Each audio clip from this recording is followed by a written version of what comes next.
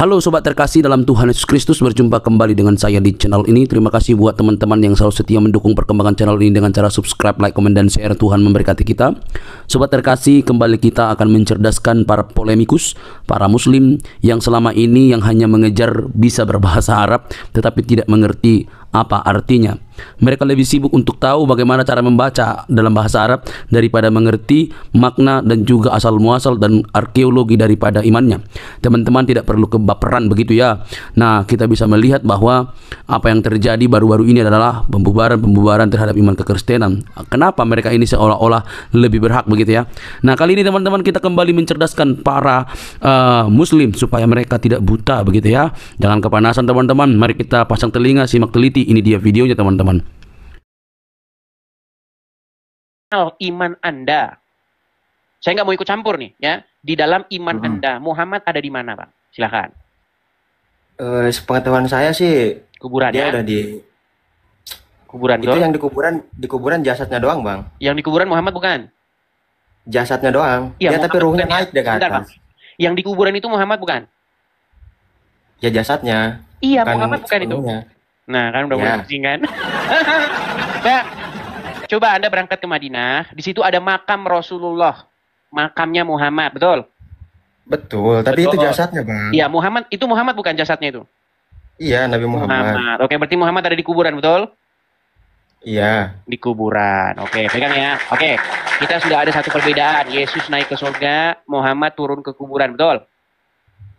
Iya, tapi kan jasadnya, Bang, ruhnya naik deh ke atas. Oke, mana dalilnya? Ruhnya naik ke atas, silakan dalilnya. Nggak boleh ngomong kosong ya, silakan.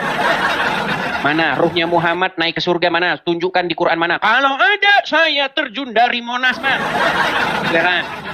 Ya, sepengetahuan saya aja, Bang. Bang, kalau diskusi sepengetahuan Anda, nanti Anda bilang aja, Bang, rohnya masuk ke ke mangkok ke tong ke tong sampah. Ya jangan begitu, Bang. Kalau diskusi jangan sepengetahuan saya. Kalau diskusi pakai dalil. Di mana ayatnya bahwa roh Muhammad ke surga di mana? Tapi mau nanya dong, Bang. Yesus poligami nggak, Bang? Ini lari kemana-mana, yang dibahas apa? Ya Bang, kan saya bisa nggak nanya, Bang, orang Islam tuh fokus dengan tema bahasan?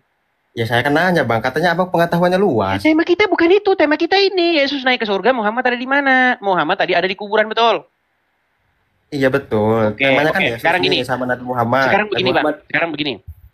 Ketika kita sudah mengetahui fakta tentang agama Islam dan Kristen, Yesus naik ke surga, Muhammad turun ke kuburan. Pertanyaan saya, Bang, kenapa Anda nekat mengikuti orang mati di kuburan? Silakan.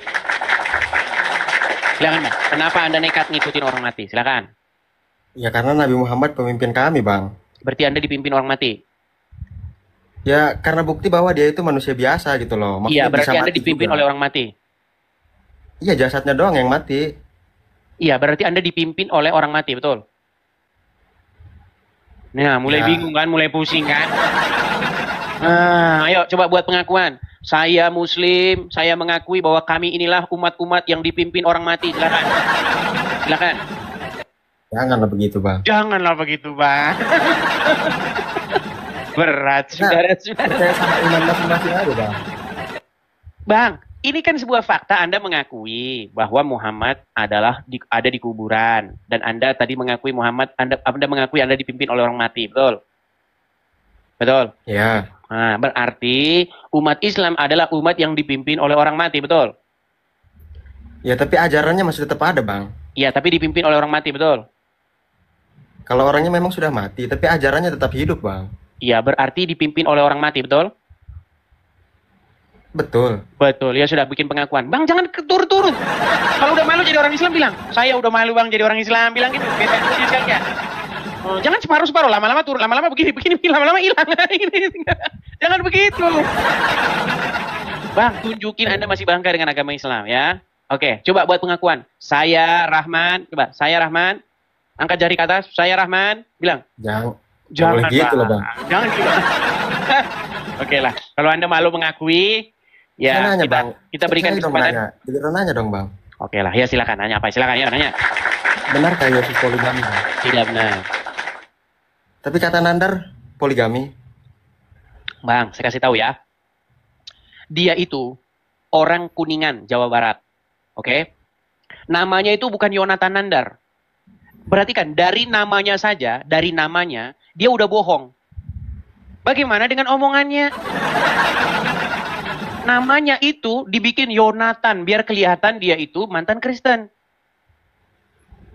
Bagaimana Anda mau meyakini, mempercayai omongan dia berikutnya? Nama saja sudah tipu-tipu. Yonatan Nandar, evangelis.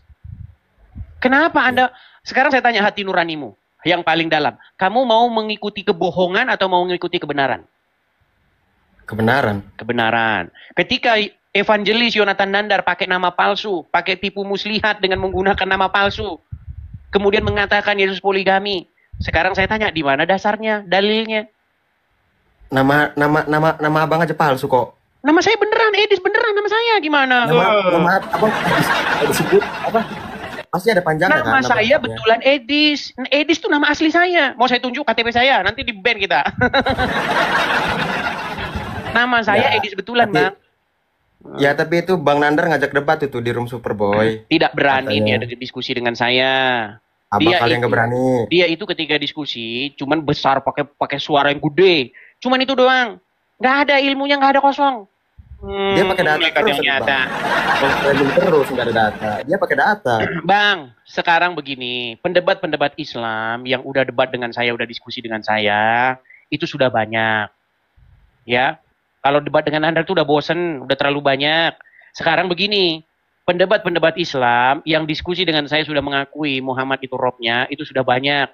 Sudah lihat belum video-videonya? Udah Ya, tahu saya. Anda mengakui nggak bahwa Muhammad itu robmu? Ya Rob sebagai pemimpin. Ya, berarti Muhammad robmu bukan? Ya jangan diulang-ulang lagi lah Bang. Tema itu udah basi sebenarnya. Oh, kalian kan gitu terus kepada kami. Nah, kan itu terus pertanyaan kalian. Gimana? Ya Bang temanya gitu terus. Iya, makanya kita itu berkembang, ya kan? Tapi sayangnya orang Islam kan cuma itu aja bahasannya. Yang penting jumlah Tuhan satu, masuk surga, kan gitu kan? Bener nggak? Iya, Tuhannya harus satu lah Bang. Iya. Kalau Tuhan banyak kan bukan Tuhan. Oke, Tuhan itu bahasa Arabnya apa? Ilahi, ilah. Rob bukan? Rob banyak maknanya Bang. Iya, Rob itu Tuhan bukan bahasa Arabnya. Bisa Tuhan, bisa pemimpin, Oke, bisa pelihara. Tuhan. Sekarang saya tanya, Muhammad termasuk Rob nggak? Termasuk, tapi dia Oke, bukan Allah termasuk Rob Robbil nggak? Alamin. Allah termasuk Rob nggak? Termasuk. Nah, berarti berapa Rob kalian? Ya Robnya beda Bang. Ah, Rob Allah nggak sama bisa Rob gitu Nabi kan? Muhammad beda. Muhammad Rob, Allah Rob, berarti ada berapa Rob? Ya tapi beda makna. Bang. Udah, dibahas dulu Bang. Aduh. Itulah teman-teman ya. Seperti itu teman-teman. Bagaimana ketika orang Islam dibalikkan kepada mereka pertanyaan yang mereka ajukan kepada kita. Kan banyak itu. Orang Kristen, jangan kau menuhankan mayat. Ternyata dia menuhankan mayat. Seandainya Yesus tidak bangkit. Seandainya Yesus kita tidak bangkit. Nasib kita sama seperti orang Islam. Kita nuhanin mayat. Kita menjadikan mayat sebagai junjungan, sebagai teladan, sebagai pemimpin, sebagai yang mengatur hidup kita. Ya, silakan. Mengatur, memimpin, mengendalikan, mengajar, menuntun. Itu bahasa Arabnya itu sama, Rob. Ya kan? Rob kalian saja dua kok gimana? Oke, kita naikkan kembali ada... Kita kasih naik ada... Iya, Ustadz tidak berani naik karena pasti mereka takut mereka akan mengiyakan saya gitu loh ya. Oke, ada Bang Al. Bang Al. Ya teman-teman, ada 15.000 orang ya yang menonton di TikTok ini secara live ya. Kalau komennya terlalu kenceng besok ini saya atur aja lah. Ini komennya kenceng banget. Jadi komen-komen Anda langsung tenggelam itu. Besok kita atur aja komennya, ini komen 1 menit sekali ya teman-teman ya. Oke Bang Al, selamat malam. Oke, Ya, Muslim, selamat malam. Nggak punya agama aku. Abang Muslim, Nggak punya kepercayaan. nggak punya kepercayaan. Di KTP Ya. tertulis apa? Belum. Nggak ada KTP, belum punya KTP. Nggak punya Nggak ada. KTP. Ilegal mungkin. Udah malu dia jadi orang Islam teman-teman. Bang, Nggak. kenapa Gua sudah tanya malu sama jadi orang lu. Islam Bang? Lu punya agama. Saya Kristen, Bang. Mau lihat KTP saya? Kristen. Mau lihat KTP saya? Gak usah. Tapi nanti di ban kita kalau nunjukin identitas. Iya, Gini. tahu kau, makanya Iya, itu. Gini. Anda di KTP tertulis apa? Agama Anda? Nggak ada, kosong situ. Kosong. Bang, di negara kita tercinta ini, nggak ada KTP itu agamanya kosong, nggak ada. Ini nekat yang nyata Anda ini. Nggak ada. Jadi nggak ada semana. Kalau nggak ada punya agama itu semana. Ini salah satu contoh bagaimana dia udah malu jadi orang Islam, teman-teman. Malu dia jadi orang Islam. Kenapa sudah malu jadi orang Islam? Lu percaya agama? Iya, kenapa Anda malu jadi orang Islam? Nah, enggak, gua nanya sama lu. Enggak, orang tua apa? Percaya Orang tua agama. Islam atau orang tua agama orang tua apa? Orang tua Islam. Orang tua Islam. Oke. Bapak Ibu Islam. Ya. Sejak kapan Anda murtad dari agama Islam? Belum ada saudara. Waktu kecil sholat nggak? Nggak ada. Nggak sholat. Orang Sama tua tidak sekali pernah itu ngajarin. pas masuk. Orang tua tidak pernah ngajarin sholat. Enggak, aku kan nanya samamu tadi. Kamu agama Kristen. Gimana ini apa? Oke, waktu kecil kemana? Ke masjid atau ke gereja? Nggak ada kemana-mana, cuma sekolah aja udah. Nggak ada. Sekolah saja udah. Tidak sholat sama sekali. Nggak ada. Sampai sekarang nggak ada sholat. Sampai Kamu ke sekarang gereja hari Minggu? sholat. Oke. Apa yang membuat Anda tidak mengikuti agama orang tua Anda yang Islam? Saya nggak percaya agama. Saya percaya cuma Tuhan. Saya percaya Tuhan itu aja. Oke, berarti Anda tidak percaya dengan Muhammad. Anda tidak percaya dengan Muhammad. Kebanyakan agama, kebanyakan. Sebentar. Berarti Anda tidak percaya dengan Muhammad. Gitu. Semua Nabi Isa, Nabi Muhammad saya nggak percaya. Saya nggak percaya dengan Muhammad. Nih teman-teman nih, contoh Islam nih. Contoh Islam, orang tuanya Islam nggak percaya dia dengan Muhammad. Lu percaya Isa? Berarti percaya berat. Isa. Oke, coba sebutkan alasan utama Anda sehingga Anda tidak percaya dengan Muhammad. Saya tidak percaya agama, termasuk Kristen, Islam semua saya tidak percaya. Ya, Udah Anda nggak percaya Kristen nggak masalah. Orang bapak ibu Anda Islam kok. Udah semua saya nggak percaya.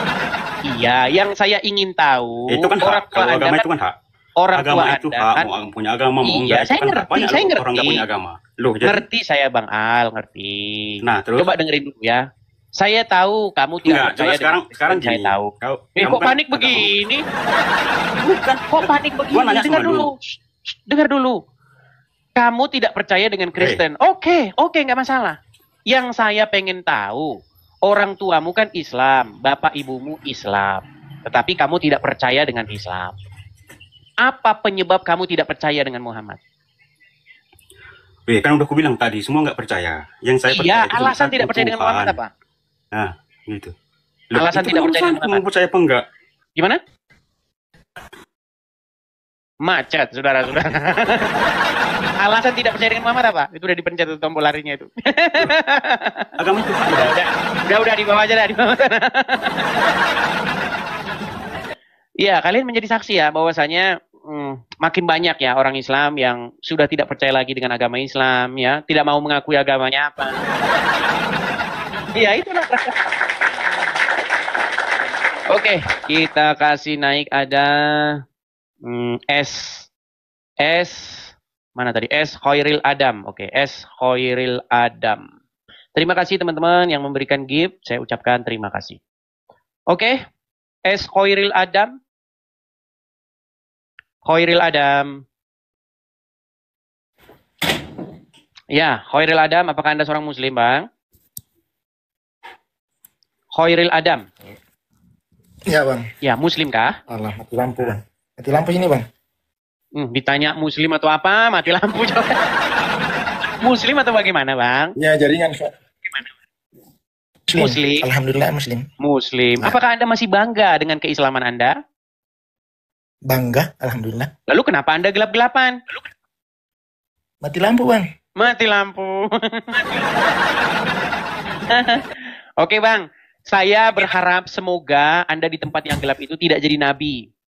Kalaupun Anda jadi nabi, tidak masalah. Bang. Tidak masalah Anda jadi nabi. Tapi jangan Anda setelah jadi nabi seperti Muhammad nanti. Tahu nggak, Bang? Setelah Muhammad jadi nabi, ada ayat yang mengatakan wanita-wanita boleh menyerahkan dirinya kepadaku. Wah, itu. Kalau Anda jadi nabi, ya, Anda bilang wanita-wanita boleh menyerahkan dirinya kepadaku. Nah, Anda langsung dibilang ini modus nih orang nih, modus. Bang, kenapa setelah Anda jadi nabi, Anda bilang wanita-wanita boleh menyerahkan diri kepadamu? Apa motivasinya sehingga membuat wanita-wanita boleh menyerahkan diri kepadamu? Memang ada dalilnya. Nah, makanya saya bilang kalau Anda jadi nabi, jangan seperti Muhammad dalam Al-Quran. Maksudnya abang kalau berargumentasi harus ada dalilnya. Oke ya, di laut dulu Bang. Istilahnya gelap. Udah di laut dulu, udah malu jadi orang Islam dia. Yuk, silakan. Loh iya, waktu Muhammad belum jadi nabi, istrinya itu satu, teman-teman. Setelah dia jadi nabi, istrinya jadi banyak. Sebelum jadi nabi nggak ada perempuan-perempuan boleh menyerahkan diri kepadaku. Setelah jadi nabi baru ada ayat kayak begitu. Oh, dia bilang penistaan nih, penistaan. Heran saya. Kenapa ketika saya mengatakan fakta, kamu bilang penistaan? Coba, setelah Muhammad jadi nabi, Muhammad itu boleh menggauli siapa-siapa perempuan-perempuan yang sudah diceraikan. Boleh menggauli siapa-siapa yang dikehendakinya. Wah, ada ayatnya. Bahkan perempuan-perempuan yang mau menyerahkan dirinya kepada Nabi. Iya. Boleh perempuan-perempuan menyerahkan dirinya kepada Muhammad. Oh, gimana kamu itu? Yuk, silakan. Kita kasih naik ada Bang JS. Oke, Bang JS. Dibilang mulutmu katanya, naik sini bantah. Oh, jangan marah-marah, bantah gitu loh. Biar saya tunjukin ayatnya. Oke, Bang JS Muslim, Bang. Muslim, Bang. Ya, silakan Bang. Nyalakan kamera Anda. Mari kita diskusi dengan baik, silakan. Gelap, Bang. Gelap. Oke, saya taruh di bawah dulu Bang ya, kalau gelap-gelapan. Udah lihat kalian teman-teman? Gelap. Oke, kita kasih naik ada Fadlan Indra. Oke, Fadlan Indra. Ya, selamat malam Fadlan. Selamat malam, Bang. Ya, silakan Bang, nyalakan kamera Bang. Ayo, kita diskusi dengan baik. Dikit ya, Bang. Gimana? Jangan dikit, jangan diturunin dulu. Oh, enggak. Selama Anda diskusi dengan baik, tidak kejang-kejang, diskusi yang landai-landai saja. Ya, silakan, kamera dinyalakan dulu. Tadi emang itu ayat berapa? Kamera dinyalakan dulu, Bang. Kamera dinyalakan dulu. Nggak usah, Bang. Nggak usah. Oh iya, saya turunin dulu, kamu di bawah. Nggak usah gimana, orang aturannya nih, nyalakan kamera. Yuk, silakan. Kita kasih naik Kasinal Rasah. Oke, Kasinal Rasah. Oke. Ya, selamat malam Kasinal Rasah. Muslim, Bang. Malam, Bang. Muslim, Bang. Muslim, insya Allah. Muslim, Ya, Bang, silakan Muslim. Bang, nyalakan kamera. Yuk, saya merindu nih dengan Muslim yang masih bangga dengan keislamannya. Yuk, silakan. Anda masih bangga dengan Islam Anda? Insya Allah sampai Ya, mati silakan, bangga. nyalakan kamera. Ayo kita diskusi Bang. Diskusi antara Islam dan Kristen ini temanya. Yuk, silakan. Oke. Iya, Bang Ayat Kasinal. yang mana Bang kutip tadi yang mengatakan bahwasanya Nabi Muhammad bisa menggauli siapa saja. Wuh. Baik ya, baik. Kita tunjukkan ayatnya. Muhammad boleh menggauli siapa-siapa yang dikehendakinya. Baik.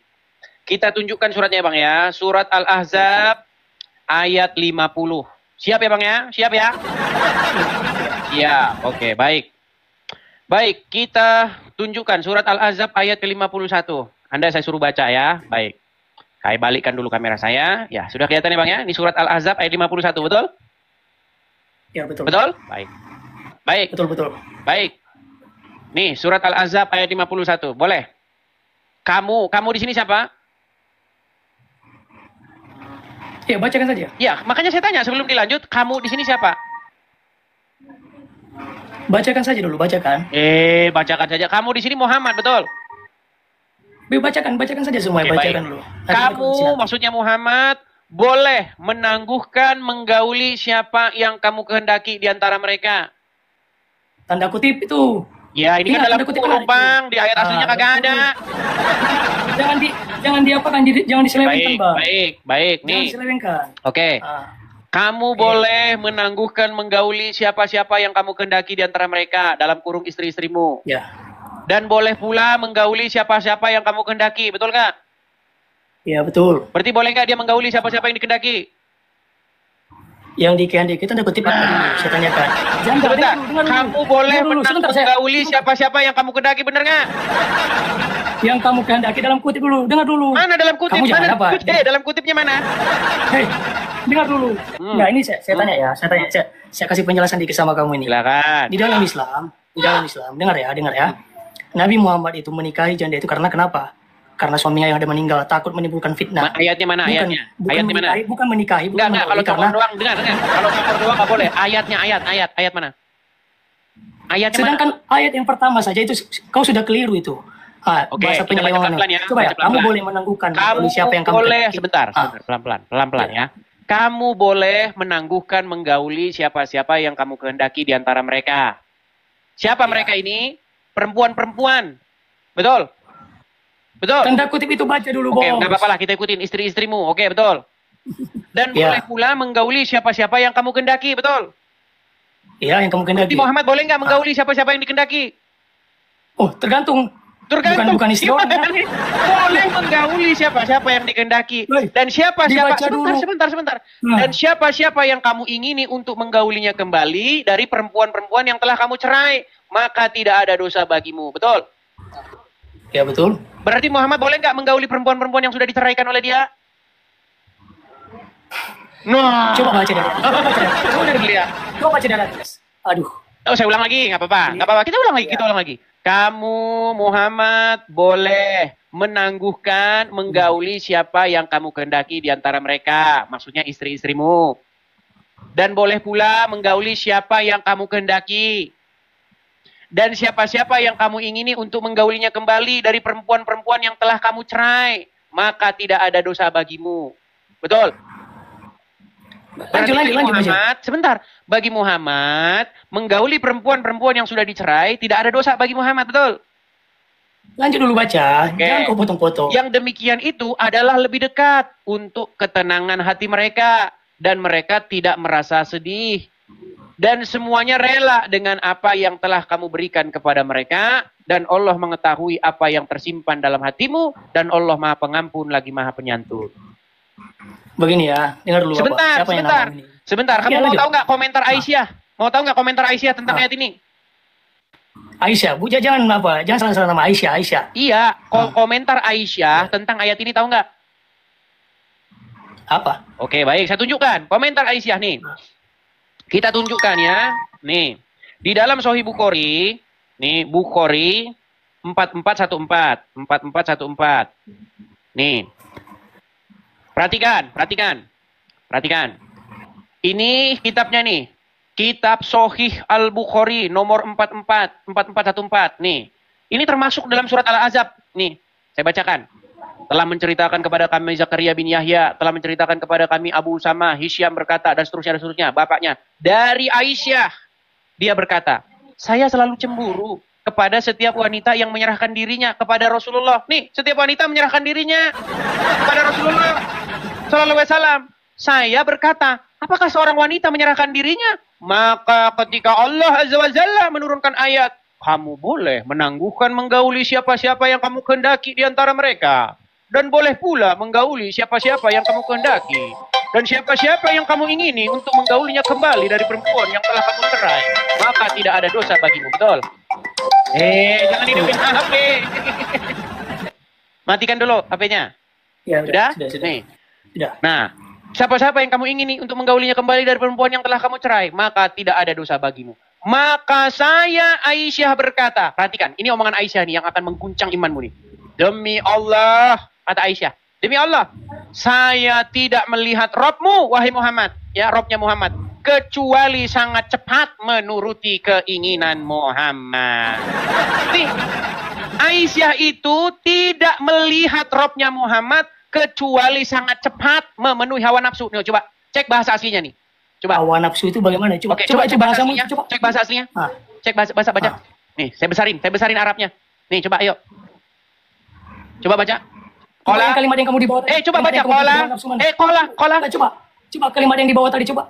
Di mana ada hawa nafsu bahasa yang di bahasa Arabnya? Coba baca. Kola. Coba dulu coba. Di bawah coba dulu di sini memang kata keinginan nih. Saya bold nih ya. Kata keinginan ini, nih. Kata keinginan ini apa bahasa Arabnya? Sesungguhnya Allah sangat cepat memenuhi keinginan. Kata keinginan ini nafsu. Nih, coba nih. Coba kita cek bahasa Arabnya. Coba di bawah dulu di mana nafsu keinginan. Cek bahasa Arabnya. Coba sekarang. Coba nih, saya tunjukin kata nafsunya. Kata Hawa dengar dulu nih, saya. sebentar. Nah, sebentar. Dengar dulu saya. Dengar dulu saya. Dengar dulu saya. Sebentar. Dengar dulu saya. Oke, kita baca dari sini. Qala. Coba Dengar kita dulu. baca. Qala. Kau potong-potong, sedangkan saya belum jelaskan. Oke, Nah, ini silakan konten kamu baca. yang Kamu begini baca yang dulu nggak nih, kamu jelas. baca. Coba dulu, coba turun ke Nggak bisa bawah. bahasa Arab.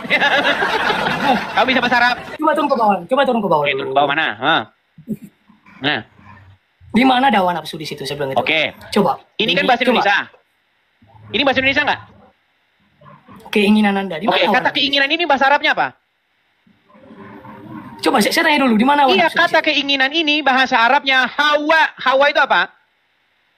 Di mana hawa nafsu di situ? Oke, Saya tanya baca dulu. nih. Oke, kita lihat nih. Kita baca bagian-bagian terakhirnya. Coba. Ya, kabur. kabur dia, kabur. Ini loh. Hei, para pembaca huruf Arab, coba nih. Qala. Nih, coba kalian cek di sini. Ada nggak di sini kata hawa? Hawa nafsu.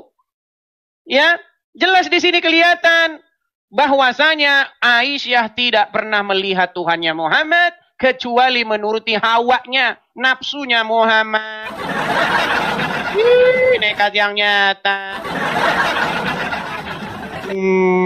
Ya silakan, kabur kan? coba seandainya Tasik Ngaji naik ke sini, dia mengiyakan.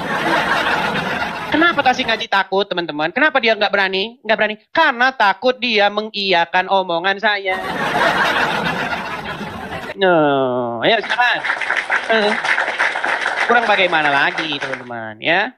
Oke, lanjut lagi ya. Oke, sebelum kita lanjut, teman-teman. Sekali lagi, teman-teman ya. Teman-teman sekalian, kita ada program mendirikan rumah apologet di sini, teman-teman. Karena apa? Kalau kita berapologet dari Konoha, siap-siap kita nanti akan digerebek, siap-siap kita nanti akan kena penistaan. Makanya teman-teman, kita akan mendirikan rumah apologet di sini. Teman-teman sudah saya pin ya, teman-teman. Ada dari teman kita yang komen di sini ada Hotman. Nah, ada kolektor untuk rumah apologet ya, atas namanya ini, teman-teman. Silakan teman-teman bisa support di sini nih. Nomornya ini, teman-teman ya. Kelihatan ya? Nah, bagi teman-teman yang ingin mensupport pendirian rumah apologet supaya kita bisa berapologet di sini, teman-teman, rumah apologet anti geruduk ya, teman-teman ya, teman-teman bisa support di sini. Kelihatan, teman-teman ya? Nah, kalau teman-teman namanya bukan Edis ya, ketika teman-teman mensupport pasti itu palsu, teman-teman. Ini nama asli saya, teman-teman. Edis ini nama asli saya. Ya, silakan teman-teman ditangkap layarnya, screenshot ya, teman-teman bisa support di sini, teman-teman. Bagi teman-teman yang nonton di YouTube, bisa support di yang berjalan, itu tulisan yang berjalan, yang warna biru itu ya, tulisan berjalan.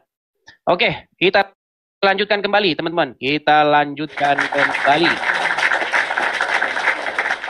Kita kasih naik ada saudara, sebentar, Dani. Mana lari ke sana ya? Oke, kita turunkan dulu. Hamid, oke kita kasih naik Hamid. Oke, Hamid. Ya, halo, selamat malam, saudara Hamid. Malam juga. Ya, Bang Hamid sudah menyimak tadi, Bang? Ya, sempat saya menyimak. Sudah menyimak. Di mana tadi, Bang, menyimaknya? Yang poin pertama itu menyimak terkait dengan ruh, terkait dengan keberadaan Nabi Muhammad. Ya Oke, kan? terus tadi kita sudah lanjut mengenai apa kerja Allah ketika di mata Aisyah. Cuma sedikit apa nih, kawan? Coba dimatikan dulu. Bang, saya lihat dari foto profilmu, Bang. Abang ini nampaknya sarjana, betul, Bang ya? Sarjana, Bang? Ya. Oke, seorang sarjana. Jadi saya harap ini Anda ini tidak seperti lagunya Iwan Fals ya. Sarjana begini banyaklah di negeri. Ini pembahasannya gimana?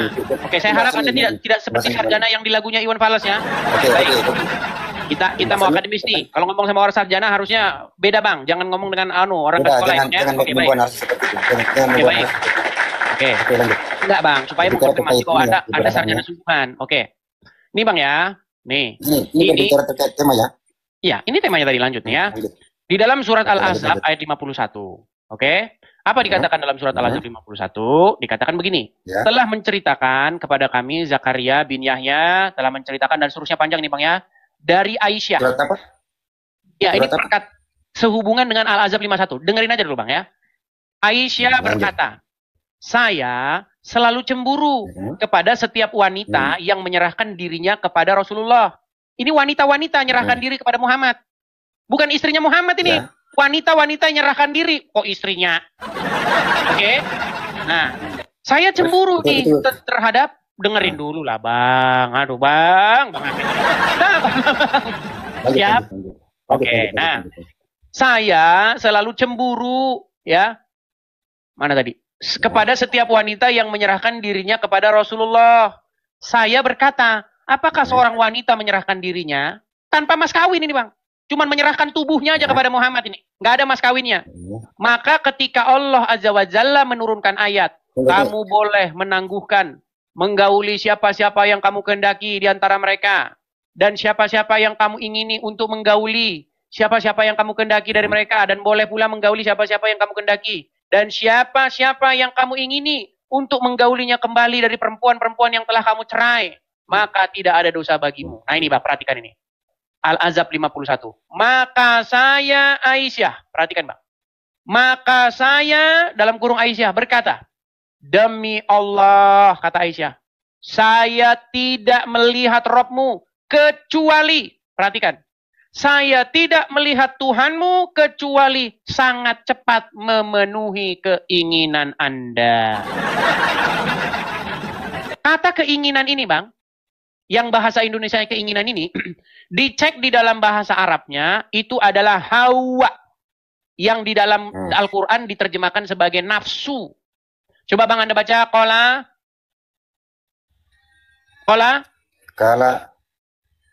Kurang jelas tulisannya. Oke, saya perbesar lagi. Qala. Nah, ya. Kala junaha. Terus? Alaika.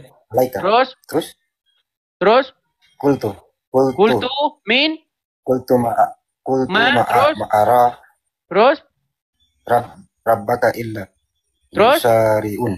Terus? Di Waka. Maksudnya ini kamu terus maksudnya. Terus? Sebentar. Coba. Di mana di sini kata Hawa tadi? Coba. Nah ini. Hawa kah? Betul? Hawa kah, iya. Oke. Apa kata Hawa ini artinya? Di situ artinya apa?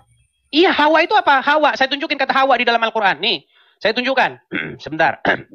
Kata Hawa, kata yang sama di dalam Al-Quran yang diterjemahkan sebagai hawa nafsu. Contoh, kita buka Quran surat. Sebentar, Bang. Ya, surat Al-Jatsiyah ayat 23. Sebentar ya, Bang ya. Nih. Kita akan tunjukkan kata Hawa juga di dalam Al-Quran. Nih. Perhatikan nih, Bang ya. Coba Anda baca nih surat Al-Jatsiyah ayat 23. Silakan. Baca Bang. Terus? Baca. Kan bisa terlalu kecil itu. Kecil, oke coba. Afara aita manittakhaza illahahu. Oke, ilahahu Hawa nih. Betul nggak ini kata Hawa? Hawa. Oke, kata Hawa di sini di dalam surat Al-Jatsiyah 23 ini diterjemahkan sebagai nafsu nih. Maka pernahkah kamu melihat orang yang menjadikan hawa nafsunya? Nih, kata hawa nafsu ini lihat nih bahasa Latinnya, banyak orang yang nggak tahu ini ya. Nih, perhatikan. Afara'ita, terus dan seterusnya ya. Ilahahu hawahu nih. Nih, kata hawahu yang dalam bahasa Arabnya ini nih, hawahu nih, ya. Lihat Bang ya. Dalam bahasa apa? Dalam bahasa Arab.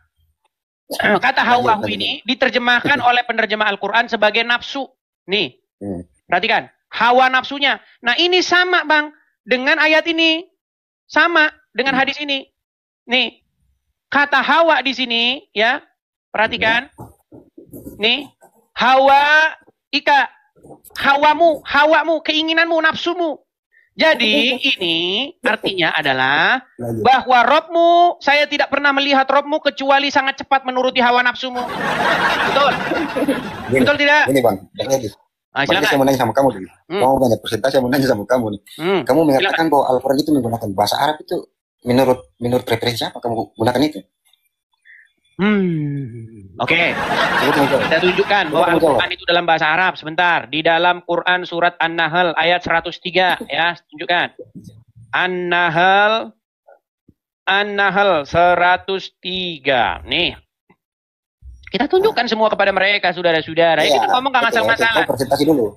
Oke nih, perhatikan. Dan sesungguhnya kami mengetahui bahwa mereka berkata, sesungguhnya Al-Quran itu diajarkan oleh seorang manusia kepadanya. Padahal bahasa orang yang mereka tuduhkan bahwa Muhammad belajar kepadanya adalah bahasa ajam. Sedang Al-Quran adalah dalam bahasa Arab yang terang. Lisanun Arabian mubin. Betul? Oke, sudah. Oke, berarti Al-Quran dalam bahasa apa? Oke, saya tanggapi dulu ya. Oke, silakan. Sekarang Anda buka dalam kamus bahasa Arab Indonesia, yang sekarang kamu pakai satu HP itu. Kamu cek arti Hawa itu apa? Hawa itu, oke baik. Baik. Ingat dulu. Dan nafsu dalam kita kopas ya, kita kopas sebentar. Kita kopas dulu Hawa ya. Oke, sebentar. Kalau kamu penyampaian kamu tuh melenceng gimana kira-kira? Oke, kita kopas ya, kita kopas. Kata Hawa. Buka kamus bahasa Arab, buka kamus bahasa Arab. Oh, kamus bahasa Arab. Oke, kata Hawa. Baik. Ya, masuk di ini kamu HP kamu aja lah, biar kita meluruskan pemikiran teman-teman kamu yang tipping di bawah ini. Karena gagal berpikir dari arahan kamu yang sesat. Lanjut. Oke, baik. Kita kasih kata Hawa. Oke. Langsung kasih tampil. Kenapa kamu kasih ini? Tampil aja lah. Baik nih. Biar mereka tahu. Nih, biar meluruskan pemikiran teman-teman kalian yang sesat di bawah ini. Iya, ini Hawa tapi ada alifnya, bukan Hawa yang ada alifnya. Nah, ya kan? Ini kan Hawa jadi istrinya Adam, gimana? Ini makanya dengan kamu. Oh, berarti Muhammad menuruti keinginan istrinya Adam. Anda bisa bedakan Hawa ya tanpa ada alifnya dengan Hawa yang ada alifnya enggak? Kamu paham apa enggak? Saya ulangi sekali lagi. Udah. Amin, kau di bawah saja, Amin. Udah di bawah. Aduh, nekat yangnya. Sudah. Kenapa Anda nekat begitu? Ayo, saya undang yang muslim lagi. Kita undang yang ustadz ya. Ada mafia zikir. Oke, mafia zikir. Kalau ustadz yang naik, mereka akan mengiyakan omongan saya bahwa hawa itu memang artinya keinginan, nafsu. Mafia zikir muslim? Ya, muslim. Silakan Bang, nyalakan kamera. Nggak bisa Bang Edis. Nggak bisa. Oke Bang, kalau udah malu jadi orang Islam, saya taruh di bawah ya. Saya taruh di bawah ya, di bawah. Sudah malu jadi orang Islam ya, saudara. Ketika saya mengatakan yang benar tentang agama Islam, kalian jangan marah. Saya kan hanya mengutip apa yang tertulis di dalam referensi kalian. Gimana? Oke, kita kasih naik ada Rozak. Oke, sebentar Rozak kita kasih turun karena dia belum cukup followersnya untuk menyalakan kamera. Kita kasih naik ada Lubis JM. Lubis JM. Ya, selamat malam Bang Lubis.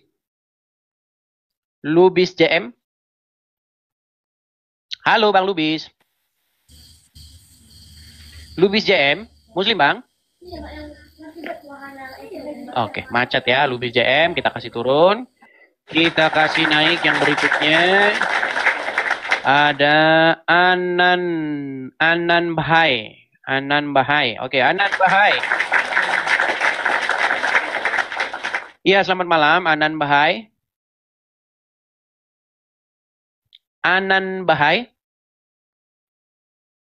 Oke, macet lagi, kita kasih turun lagi. Oke, Anan Bahai. Anan? Oke, macet lagi ya, kita taruh di bawah teman-teman ya. Teman-teman ya, memang ya. Diskusi ini memang menyebabkan ya hati Anda terguncang, ya, iman Anda goyah, ya. Apa yang selama ini Anda yakini ternyata runtuh seketika, ya. Tapi ya, janganlah itu Anda tontonkan, Anda pertontonkan di sini dengan cara ketika Anda naik, Anda sudah tidak bisa berkata-kata lagi. 16.800 orang menonton. Yuk, silahkan bagi yang muslim. Saya kasih kalian kesempatan. Yuk, silahkan. Ya, naik, diskusi dengan baik, tunjukkan datamu, saya buka data saya. Yuk, silahkan. Saya beri kalian kesempatan. Kenapa? Kasih ngaji, di somat, nggak berani. Karena mereka takut, pasti mereka akan mengiyakan saya. Pasti mereka akan mengiyakan saya. Bahwa kata Aisyah, kerjanya Tuhannya Muhammad menuruti hawanya Muhammad. Iya, hawa nafsunya Muhammad. Bayangin istrinya Muhammad sendiri yang ngomong kayak begitu. Oh, nekat yang nyata. Oke, sebelum kita lanjutkan kembali ya teman-teman ya, sebelum kita naikkan muslim yang lain, teman-teman gini, ketika kita ya melihat orang-orang Islam, para pendebat ya, mereka bebas mereka, ya, si Nora bebas, siapa lagi? Si Ripa bebas, Juma bebas, bahkan Juma bikin podcast dan sama Ari Untung bahas-bahas bahwanya agama di dalam kitab agama Kristen menubuatkan tentang agama Islam. Tapi ketika kita jawab teman-teman, siap-siaplah kamu. Siap-siap ormas datang, siap-siap polisi datang. Makanya kita teman-teman, kita perlu yang namanya berapologet dari sini teman-teman. Adapun berapologet dari sini itu kita teman-teman perlu tempat teman-teman. Ya, jadi teman-teman yang tergerak hatinya ingin mensupport untuk pendirian tempat saya berapologet di sini, teman-teman bisa mampir ke profil saya. Mampir ke profil, nanti di profil itu ada link untuk kolekte, ada tanda panah ke bawah, ada link YouTube-nya. Teman-teman bisa support di situ. Ya, mampir ke profil. Silakan teman-teman klik di profil itu. Ada link untuk kolektenya. Klik saja itu link YouTube-nya. Ya, ada Saweria, ada ini nomor HP, semua ada di situ teman-teman. Ya, cek saja ke profil saya ya. Atau kalau teman-teman bingung, masih nggak tahu juga, aduh apa itu bang, link itu apa sih, ini itu apa, teman-teman bisa support saya langsung di sini. Nih teman-teman ya, untuk kolekte pendirian rumah apologet ada di sini, teman-teman bisa support, ya. Silakan tangkap layarnya, screenshot, cekrek, begitu, supaya nanti kalau siaran sudah berhenti, teman-teman bisa tetap dapat nomornya, seperti itu. Oke, kita lanjutkan kembali ya teman-teman, kita lanjutkan kembali, silahkan ya kepada teman-teman muslim, mari. Yuk, tunjukkan performa terbaik kalian ketika kalian bahas agama kami. Kami juga nih mau bahas agama kalian. Tapi kalau kami kan tidak fitnah. Kalau kalian fitnah terus. Fitnah kalau kalian itu. Contohnya apa? Contohnya yang dilakukan oleh Abdul Somad. Fitnah, memfitnah katanya di dalam Ulangan 18, ayat 18. Ya kan? Di situ dikatakan dinubuatkan kedatangan Muhammad, fitnah. Ya kan? Adi Hidayat juga bahas Bible, fitnah. Bahkan Departemen Agama Republik Indonesia melakukan fitnah dengan menafsirkan surat An-Nisa ayat 157 ditafsirkan menurut Bible. Ini kerjaan orang Islam. Ketika orang Islam bahas agama orang lain, namanya dakwah. Tapi ketika orang lain bahas agama orang Islam, namanya penistaan agama. Bayangin teman-teman kalau orang Kristen boleh berapologet juga. Boleh membahas agama orang Islam juga. Bayangin. Pasti orang Islam akan habis. Yang percaya Islam tinggal 2 orang. Abdul Somad sama Adi. Iya, kalau orang Kristen boleh bahas agama Islam. Seperti orang Islam yang bebas bahas agama Kristen. Saya yakin agama Islam punah. Bukan teman-teman. Itulah kenapa harus ada undang-undang penistaan agama. Iya, undang-undang penistaan agama itu salah satu fungsinya adalah supaya agama Islam tidak dibahas agama orang lain. Iya. Coba kalau agama Islam bahas agama orang lain. Kalau agama Islam bahas agama orang lain. Semua mendukung teman-teman. Mendukung semua. Ya, dikawal, ya, diberikan fasilitas. Contohnya siapa? Contohnya orang ini, nih. Ini contohnya. Seorang ulama asal India. Nih, kalau agama Islam, bahas agama Kristen, namanya dakwah. Contohnya ini. Dikasih fasilitasnya. Jangan salah Anda. 40.000 orang Muslim diundang di Stadion Patriot Bekasi. Untuk membahas apa? Membahas agama Kristen. Gimana? Agama Kristen yang dibahas. Bahkan dia men-challenge itu. Men-challenge. Challenge every. Saya tantang seluruh orang Kristen, kata dia. Ditantang sama dia. Dari Stadion Patriot Bekasi itu di Indonesia. Coba kalau ada pendeta. Saya tantang seluruh orang Islam. Wah, selesai. Langsung Anda meninggal. Itu teman-teman. Ketika orang Islam bahas agama Kristen, itu namanya dakwah. Ketika orang Kristen bahas agama Islam, namanya penistaan. Begitu. Itu fakta yang tidak terbantahkan. Mau berapa saya tunjukkan kepada kalian ketika orang Islam bahas agama Kristen? Nih, mau saya tunjukkan, mau saya tampilkan. Nih, contoh misalnya lagi nih. Nih, biar saya tunjukkan kepada kalian. Ini kan banyak juga orang-orang awam nih, yang baru-baru datang nih. Nih, ini contoh ketika Zakir Naik ya diundang. Yang undang siapa? Nggak main-main. Wapres langsung, wakil presiden, saudara-saudara, wakil presiden. Alat negara, ya teman-teman ya. Ya, kepala pemerintahan, wakilnya, mengundang seorang penceramah Islam datang ke negeri kita. Yang dibahas apa? Yang dibahas Bible. Coba bayangin kalau misalnya wakil presiden sekarang mengundang Christian Prince ya di Stadion Gelora Bung Karno. Saya tantang semua yang baik terjadi.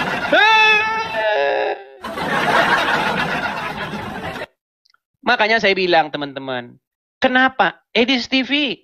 Kenapa kamu mengadakan acara seperti ini? Supaya saya bersuara, menyuarakan keadilan. Seandainya umat Islam dibebaskan, karena umat Islam dibebaskan membahas agama orang lain, kenapa kami orang Kristen nggak boleh bahas agama Islam? Kenapa dibilang penistaan agama? Lantas bagaimana dengan ulama Anda yang membahas Bible, mengatakan Muhammad dinubuatkan di dalam Injil Yohanes? Saya akan menunjukkan di dalam Injil bahwa Yesus tidak disalibkan. Di Indonesia kejadiannya. Kalian mana tahu yang kejang-kejang mana tahu orang kerja kalian nonton ngadu ayam kok. Kalian taunya marah-marah aja, taunya kalian menyalah-nyalahkan saya. Ini acara apa kayak begini Bang, kok memecah persatuan? Karena kamu nggak tahu apa yang terjadi. Saya ini sebagai seorang Kristen yang peduli dengan iman saya, yang peduli dengan saudara-saudara saya. Disesatkan oleh orang-orang seperti Jakar Turun ini. Saya tanggapi Pak Zakir Naik. Yesus kami tidak menubuatkan Nabi seperti Muhammad. Karena apa? Kelakuannya Muhammad itu. Perempuan-perempuan boleh menyerahkan dirinya kepada Muhammad. Muhammad nyuruh manusia minum air kencing. Muhammad menikahi anak di bawah umur. Muhammad kena sihir. Dan masih banyak lagi contoh-contoh yang lain. Kenapa Anda menjelek-jelekkan Yesus kami, menubuatkan orang kayak Muhammad? Ketika saya bilang gitu, kenapa kalian marah? Kan yang saya bilang betul semua. Apa salah? Coba tunjukin di mana yang salah saya bilang itu. Bahwa Muhammad seperti yang saya katakan itu. Kena sihir. Menikahi anak di bawah umur. Di mana? Di mana fitnahnya saya coba? Ketika saya bilang gitu, kalian jangan marah. Karena yang saya bilang benar. Kenapa saya bilang gitu? Karena kalian fitnah Yesus kami menubuatkan akan datang Nabi. Membenarkan nanti datang Nabi yang meneruskan ajaran saya. Meneruskan dari mana? Gitu loh. Saya hanya berpesan begitu. Supaya apa? Pihak-pihak terkait, ya, Kapolri, ya kan? Ketua DPR. Supaya apa? Supaya mengambil tindakan. Gimana kalau kita membuat kesepakatan, mufakat kita semua, sepakat. Untuk yang Islam jangan bahas agama Kristen. Supaya orang Kristen tidak merespon. Karena kalau orang Kristen merespon, kalian kebakaran jengkol. Gitu loh. Ketika orang Kristen menanggapi, kalian panas, kesurupan, kesetanan. Bukankah kita punya hak yang sama di mata hukum? Gimana sih kalian ini? Saya menyuarakan loh, saya suarakan keadilan. Ayo kita hidup tentram, kita hidup damai, urus agama masing-masing. Jangan kau bahas-bahas agama Kristen. Nanti kau dibahas agamamu, kau kejang. Ayo, coba nih. Bagaimana nih? Nih, saya tunjukkan siapa-siapa nih. Misalnya nih, saya tunjukkan lagi orang-orangnya nih. Nih, misalnya nih. Dondi sama Irina Handono. Coba tuh. Bebas mereka. Bikin podcast mereka. Membahas agama Kristen. Bahaslah Paulus, katanya Paulus mengarang-arang kekristenan. Paulus membuat Yesus jadi Tuhan, katanya. Enggak apa-apa mereka bilang gitu. Tapi gimana kalau saya balik, gimana? Saya balik, tapi kalian jangan marah. Ketika kalian bikin podcast tentang agama Kristen, saya tanggapin. Ditanggapin ngamuk. Nih, kurang bagaimana lagi nih? Saya kasih contoh-contohnya banyak contoh-contohnya nih. Misalnya ini, bagaimana orang Islam kalau bikin kajian nih. Ini ada bannernya nih. Kelihatan kan bannernya ditancepin ke tanah tuh. Lihat tuh. Ini di pinggir jalan dipasang. Benarkah Bible dipalsukan? Kajian obrolan para mualaf. Lihat itu. Ya kan? Coba kalau misalnya kita bikin, benarkah Quran dipalsukan? Oh. Kalau tulisannya benarkah Bible dipalsukan, polisi nggak ada, hilang, polisi hilang. Satpol PP juga nggak kelihatan. Ulama, ya kan, ormas nggak kelihatan. Nggak kelihatan. Anggota DPR apa nggak kelihatan. Karena apa? Karena itu namanya dakwah. Wah. Itu namanya dakwah, saudara-saudara. Tapi coba kalian bikin. Benarkah Quran dipalsukan? Waduh. Langsung datang Kapolda, Kapolres, Satpol PP, ormas keagamaan. Langsung dibilang, ini banner memecah mengoyak persatuan. Nah, itu. Langsung itu. Orang ini tidak layak masang seperti ini. Masa dibilang benarkah Quran dipalsukan? Maksudnya apa? Apa maksudnya mengatakan demikian? Ini Anda ini mengoyak persatuan. Tuh, kalau tulisannya benarkah Quran dipalsukan? Gitu. Ini kan udah terjadi terus-menerus, teman-teman. Ini berulang-ulang terus kejadiannya. Halal darahmu. Ayo, silakan yuk. Naik. Saya itu cuma pengen apa loh. Ayo kita hidup tentram dan damai, ya kan? Mari urus agama masing-masing. Tapi kalau memang mau bahas agama, mau diskusi agama, ayo. Saya turuti juga. Tapi ketika nanti saya buka-buka fakta tentang Muhammad, kamu jangan kejang-kejang. Jangan marah-marah. Ya. Yuk, silakan. Kita kasih naik ada Nara Collection. Oke, Nara Collection. Ya, silakan Nara. Halo Nara. Iya. Iya, muslimah. Sebentar bang, saya aktifkan kamera. Ya. Iya, muslimah Nara. Iya, muslimah bang. Muslimah. Ya, gimana Nara? Iya bang, ini saya kan baru ngikutin abang, tapi semenjak saya ngikutin abang ini, saya banyak ingin belajar tentang agama. Dan saya mulai ngikutin abang, saya banyak lihat perdebatan abang dengan Bang Suma dan ustadz yang lain gitu loh bang. Ya. Terus saya juga awam abang Adis masalah agama, cuma saya itu ada sedikit pertanyaan buat abang. Apa itu? Mohon diajarin. Cuma saya ada tulis sedikit tentang saya itu penasaran masalah Nabi Muhammad. Yang setidaknya tadi baru saya nonton abang masalah Nabi Muhammad itu dicoret dari apa namanya selembar apa buku ya apa kan namanya kayak gitu waktu diserahkan pada saat waktu selesai perang atau apa. Jadi dicoret namanya Nabi Muhammad itu kenapa itu abang? Terus digantikan. Coba lanjutin. Saya tadi baru nonton film Nabi Muhammad. Karena kenapa saya nonton? Karena saya ada mendengar abang berargumen sama Ustadz Suma, siapa ya Ustadz Suma ya. Masalah Nabi Muhammad dicoret dan digantikan bin Abdullah. Okay. Muhammad bin Abdullah. Terus setelah dicoret itu Nabi Muhammad mengirimkan lagi berita kalau umpamanya Nabi Muhammad menyampaikan kalau Nabi Muhammad itu penguasa dunia. Oke, pertanyaannya? Iya, itu yang saya tanyakan, kenapa Nabi Muhammad dicoret dan digantikan Muhammad bin Abdullah abang. Terus karena saya mendengar dari Bang Suma katanya Muhammad bin Abdullah itu sama dengan Muhammad. Ternyata saya nonton itu ternyata berbeda dan di ini sama Suhail bin Amar. Itu kenyataan dari Suhail bin Amar. Ya, baik ya. Jadi hadis-hadis semacam itu ya, riwayat-riwayat semacam itu. Kalau kita bahas, itu ujung-ujungnya sesama muslim sendiri itu saling mengatakan bahwa itu tidak sahih lah dan lain sebagainya. Jadi begini Kak Nara ya, begini. Ketika saya berdiskusi dengan umat Islam, membahas riwayat-riwayat yang seperti itu, Muhammad bin Abdullah dengan Muhammad dan lain sebagainya, masalah kirim surat menyurat, itu sesama muslim sendiri itu mereka berdebat dan mengatakan riwayat-riwayat demikian itu dikatakan palsu dan lain sebagainya. Makanya sekarang pokok bahasan saya dengan orang Islam itu biar tidak menimbulkan perdebatan langsung ke Quran saja. Karena apa? Karena kalau kita merujuk kepada hadis, orang-orang Islam sendiri banyak memalsu-malsukan hadis sekarang. Iya, walaupun sudah tertulis di dalam Sahih Bukhari, tertulis di dalam Sahih Muslim, orang Muslim yang malah malsu-malsuin.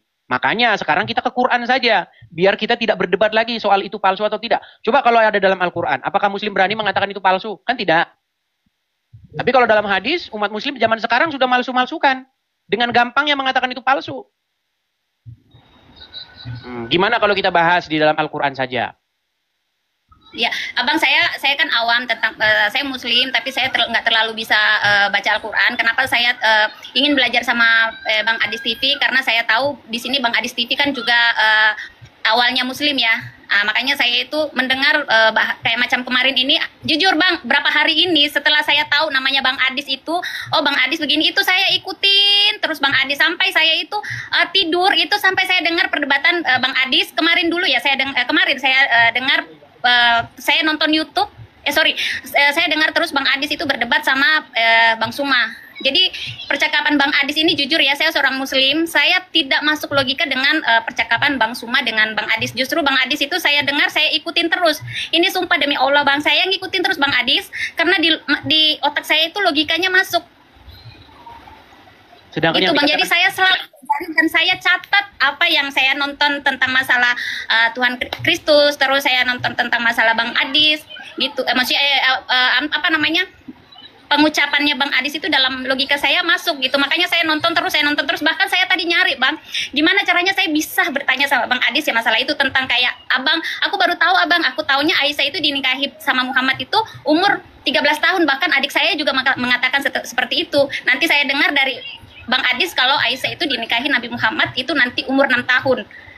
Dan di situ saya, loh kok seperti ini gitu. Makanya saya di sini saya cari terus sampai saya nonton tadi masalah tentang film Nabi Muhammad, dan tapi sebelumnya saya nonton film Tuhan Yesus kayak gitu Bang. Di logika saya, menurut saya orang Muslim, saya banyak logikanya masuk dengan Bang Adis. Nonton saya sampai diketawain sama bapaknya anak-anak. Kok kamu ngikutin itu terus? Iya, malah justru menurut Kak Nara justru argumen-argumennya Juma yang tidak masuk akal. Tidak masuk akal. Banyak yang tidak masuk akal dan dia cuma bahasanya terlalu tinggi, terlalu lantang, terlalu dia merasa dirinya aja yang saya hebat nih, saya bisa, saya pintar gitu. Tapi saya di logika saya tidak masuk Abang. Tapi gini, banyak yang komen katanya, alah ini settingan katanya, ibu ini bukan Muslim. Gimana kalau kita coba, jangan-jangan ibu ini jangan-jangan bukan Muslim. Gini Abang, saya boleh, ini yang saya, kenapa saya berapa hari ini tidak sholat Abang? Di tahiyat akhir kan, at-tahiyatul mubarakatuh salawatu thayyibatulillah, assalamu alayka ayyuhan nabiyyu wa rahmatullahi wa barakatuh, assalamu alayna wa ala ibadillahi salihin, asyhadu la ilaha illallah wa asyhadu anna muhammadar rasulullah, Allahumma salli ala Muhammad wa ala ali Muhammad kama sholata ala Ibrahim wa ala ali Ibrahim. Kenapa? Ini yang saya pertanyakan lagi Abang, kenapa Nabi Muhammad diduluankan baru Nabi Ibrahim? Setahu saya Nabi Ibrahim itu adalah Nabi pertama dan Nabi akhir itu adalah Nabi Muhammad. Kenapa setiap kita sholat kita mendoakan, saya di situ baca artinya, kenapa kita sholat itu membaca seakan-akan kita itu mendoakan Nabi Muhammad terus melebihi dari Nabi Ibrahim. Oke. Itu yang saya mau tanyakan. Iya. Padahal kalau kita baca dalam Al-Quran tidak ada dibeda-bedakan Nabi itu ya kan. Tapi kelakuan umat Muslim terhadap Muhammad itu sudah sangat berlebih-lebihan begitu. Di dalam riwayat-riwayat dikatakan sangat menyanjung Nabi Muhammad. Maksudnya saya itu saya mau tanyakan itu Abang Adis itu kenapa itu Abang Adis? Ya karena memang pada prakteknya begini, di dalam perkembangan zaman ya sekarang itu banyak orang-orang yang mengaku-ngaku keturunan Muhammad, yang menggelari diri mereka sebagai Habib-Habib. Nah Habib-Habib ini mereka sangat menggembar-gemborkan betapa mulianya Muhammad. Sehingga umat Muslim akan digiring sedemikian rupa untuk mengkultuskan dia dan keturunannya. Nah, apa keuntungan bagi mereka? Cuan, fulus. Ketika keturunan-keturunan Muhammad dalam tanda kutip yang mengaku-ngaku keturunan Muhammad ini, mereka gembor-gemborkan, turunan Nabi itu mulia.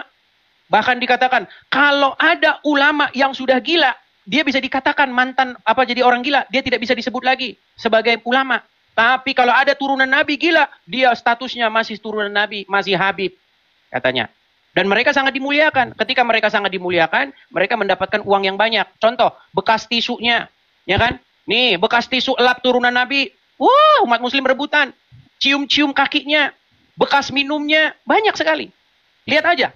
Bagaimana orang-orang Islam sangat mengkultuskan keturunan Nabi, keturunan Muhammad.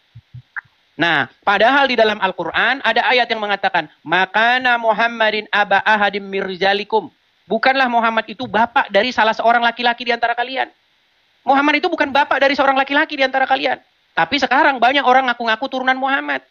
Ketika mereka mengaku keturunan Muhammad, orang-orang Islam di negeri kita ini sangat-sangat menjanjung memuliakan mereka. Ya kan? Sehingga mereka dapat uang yang banyak dari situ. Seperti itu. Makanya ada semacam pengkultusan. Muhammad itu harus dikultuskan. Seperti itu. Riwayat-riwayat mereka mengatakan tuh kencingnya Muhammad diminum, darahnya diminum. Ya, sudah pernah dengar? Ya. Sudah pernah dengar kan? Baru dengar. Makanya saya itu juga baca kemarin, Abang. Terus saya juga ini ada lagi saya pertanyakan ini, Abang. Kemarin saya ada nonton juga Abang berdebat sama yang siapa yang di Malaysia itu ya, Bang, ya, yang perempuan yang bercadar itu. Abang bilang enggak boleh kesini, enggak boleh. Kenapa itu kan apa yang ibu Malaysia yang bercadar itu, Abang? Ya, itu saya lihat perempuan itu seharusnya tidak diharuskan untuk berhijab, menutupi kepala itu karena tadinya itu Nabi Muhammad istri para nabi itu supaya ketahuan yang mana istri yang mana bukan, karena hampir semua faktor tubuhnya itu hampir sama, jadi diusulkanlah sama nabi untuk menutup kepala, Bu. Jadi tidak diharuskan untuk berhijab. Betul. Jadi sebenarnya begini, hijab itu sudah salah dipahami oleh orang-orang Islam zaman sekarang. Dan itu kuat dugaan saya, itu adalah sebuah politik. Ya. Mereka ingin mengukur sejauh mana kekuatan kaum muslimin. Makanya mereka tandai dengan pakaian. Seperti itu. Siapa yang memproklamirkan supaya gerakan-gerakan berhijab ini? Namanya Hasan Albani, itu dari Mesir, gerakan dari Mesir. Sebelumnya nggak ada orang Islam berhijab. Apalagi mungkin Ibu Nora kan kelahiran yang lama kan, mungkin kita nggak tahu, mungkin Anda lebih tua atau apa. Dulu zaman saya sekolah nggak ada perempuan Islam pakai jilbab, nggak ada. Lihat foto-fotonya zaman dulu, nggak ada perempuan pakai jilbab. Itu perempuan pakai jilbab itu baru sekarang saja. Dan itu gerakan itu pertama kali dipelopori oleh seseorang yang bernama Hasan Albani dari Mesir. Nah, dulu nggak ada. Nah, adapun zaman dulu itu Umar sering melihat istri-istri Muhammad tuh buang air, WAB, buang air besar. Nah, karena mereka ingin membedakan mana budak, mana bukan budak, maka disuruhlah pakai yang namanya penutup itu, hijab. Itu idenya Umar. Makanya ada seseorang muslim, cendekiawan muslim, namanya itu adalah Profesor Dr. Sumanto Al-Qurtubi. Nah, Profesor Dr. Sumanto Al-Qurtubi, kalau tidak salah ya namanya, saya agak sedikit lupa. Dia pernah menulis sebuah buku, namanya itu Lubang Hitam Agama. Di dalam buku itu, ada sebuah ayat, ada sebuah paragraf di mana dia membahas Umar bin Khattab dan Muhammad bersekongkol mengarang ayat Al-Quran. Ayatnya tentang itu, tentang bagaimana Umar memberikan ide kepada Muhammad. Wahai Muhammad, bagaimana kalau istri-istrimu ini dipakaikan hijab? Lalu Muhammad setuju, akhirnya turunlah ayat. Sudah dipelajari? Saya baru sekilas baca kemarin, Abang, makanya saya kan itu semenjak Abang berdebat itu saya baca sedikit. Saya belum sempat karena saya sempat kemarin kan nonton itu tentang Nabi Yesus, terus tentang Nabi Muhammad tadi saya nonton, tentang perdebatan Abang kemarin saya nonton sampai jam 4 itu karena seru ya berdebat di dalam room itu. Jadi saya pikir kan Abang Adi sama ibu-ibu ya berdebat sama Bang Suma, terus Bang Suma sama rekannya. Jadi saya nonton, kok saya tidak masuk dengan Bang Suma, tapi saya logikanya lebih masuk ke Bang Adis. Jadi saya pelajari di situ terus. Makanya saya ini Abang nulis banyak tentang masalah Nabi Muhammad, dan di sini saya juga belajar masalah tentang Tuhan Yesus gitu, Abang.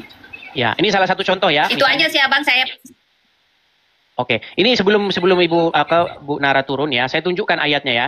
Ini bagaimana Umar di sini ya sebagai pencetus ide tentang ayat hijab itu. Nih ya, ini tertulis di dalam Sahih Bukhari 577. 1. Ya, apa dikatakan di sini? Umar bin Khattab, karena kalau nomor hadisnya itu memang ganti-ganti, ya tergantung siapa yang nerbitin, ya. Tapi intinya begini, dikatakan di sini, Umar bin Khattab pernah berkata kepada Nabi Shallallahu Alaihi Wasallam, tolong perintahkan para istri Anda untuk berhijab. Aisyah melanjutkan, namun beliau tidak melakukannya. Sedangkan istri-istri Nabi Shallallahu Alaihi Wasallam juga biasa keluar pada malam hari ke tempat untuk buang hajat. Nah, maka istri beliau Saudah binti Zam'ah keluar. Ia adalah wanita yang berpostur tinggi. Lalu Umar bin Khattab melihatnya ketika ia berada di majelis. Katanya, "Hai Saudah, kami mengenalmu." Sesungguhnya Umar menegurnya hanya karena dia ingin semoga ayat hijab segera turun. Kata Aisyah, memang tidak lama kemudian Allah Azza wa Jalla menurunkan ayat hijab. Jadi ayat hijab ini permintaannya Umar bin Khattab. Umar bin Khattab ini. Makanya Umar itu pernah bilang, Umar bin Khattab pernah berkata ya, nih saya tunjukkan. Umar, nih ya, bentar ya. Itu Tuhannya Muhammad itu setuju, nih sebentar. Sabar ya. Sebentar.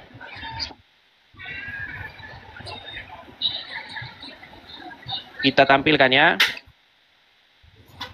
Bagaimana Allah itu akhirnya setuju dengan Umar. Karena Umar mengatakan bahwa, nih sebentar ya. Saya tampilkan saja di layar nih ya. Saya tampilkan, saya ada kok ayatnya, saya tampilkan di layar. Sebentar. Nih ya. Sabar. Sebentar ya teman-teman ya. Kelihatan ini? Kelihatan? Kelihatan? Kurang gede bang, kurang besar. Tuh, itu ada di dalam hadis riwayat Muslim nomor 4412 ya. Nih sebentar. Hadis riwayat Muslim, sebentar. Biar saya ketikkan di sini.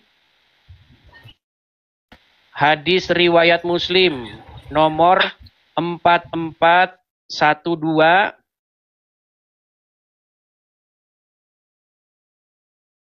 Nih. Waduh, terpental ibu tadi.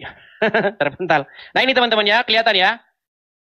Oke, terpental ibu tadi ya. Nggak apa-apa teman-teman, karena memang ada sedikit beban mental ya teman-teman ya. Kalau muslim ingin mengutarakan kebenaran, itu pasti nanti ibu itu banyak kena inbox, banyak ini bilang segala macam ya. Nih, saya tampilkan ya nih. Dari Umar bin Khattab nih. Nih, saya tampilkan saja langsung di sini. Nih, kelihatan ya. Nih. Perhatikan. Keutamaan sahabat Nabi nih. Sahih Bukhari 4412 telah menceritakan kepada kami Uqbah bin Mukram dan seterusnya ya telah mengabarkan kepada kami Nabi Ibnu Umar, dia berkata, Umar bin Khattab pernah berkata, sesungguhnya pendapatku pernah disetujui oleh Allah Subhanahu wa taala dalam 3 hal, yaitu apa? Tentang makam Ibrahim, menjadikan peristiwa hijab, dan tentang tawanan perang Badar. Nih, bagaimana Umar bin Khattab pendapatnya itu jadi ayat Al-Qur'an. Makanya di dalam buku Lubang Hitam Agama dikatakan Umar bin Khattab dan Muhammad bersekongkol mengarang ayat Al-Quran. Ini, ya. Dalam 3 hal. Salah satunya adalah tentang hijab itu. Jadi hijab itu Umar, idenya Umar. Umar bin Khattab ya pengen supaya perempuan-perempuan itu pakai hijab. Supaya apa? Supaya mereka mudah dikenali. Karena zaman dulu perempuan-perempuan itu, ini mohon maaf, perempuan-perempuan zaman dulu, itu nggak pakai atasan. Ininya nggak ditutup. Itulah perempuan-perempuan budak. Jadi kelihatan atasnya. Nah, kemudian Umar, supaya perempuan-perempuan muslim bisa dibedakan dari perempuan-perempuan budak, maka Umar di situ menyarankan kepada Muhammad, supaya diturunkan ayat hijab. Baru turun ayat hijab itu. Itu bukan nyari yang ada teman-teman. Kenapa Tasik Ngaji nggak berani naik sini? Karena mereka takut mengiyakan. Nggak percaya, nanti mengiyakan dia. Ayat hijab itu sehubungan dengan peristiwa buang air besar, ya. Nih. Jadi peristiwa hijab yang kalian bangga-banggakan, pakai hijab.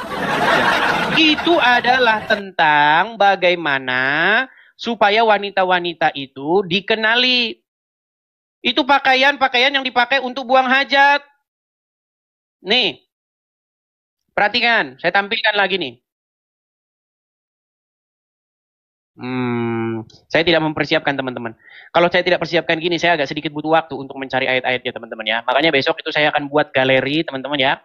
Galeri untuk menunjukkan ayat-ayatnya supaya kita tidak bolak-balik ya. Nih, saya tampilkan, ini udah ketemu nih, untung langsung ketemu. Biasanya agak lama saya kalau nyari teman-teman. Nih ya, perhatikan nih teman-teman. Lihat.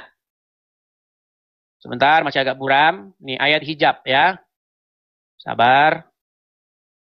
Agak buram teman-teman. Waduh. Ini kenapa ini tidak? Oke, sekarang sudah fokus nih. Telah menceritakan kepada kami Ishak, telah mengabarkan kepada kami Yakub bin Ibrahim dan seterusnya. Telah mengabarkan kepadaku Urwah bin Azubair bahwa Aisyah pernah berkata ya, Umar bin Khattab pernah berkata kepada Nabi, tolong perintahkan para istri Anda untuk berhijab.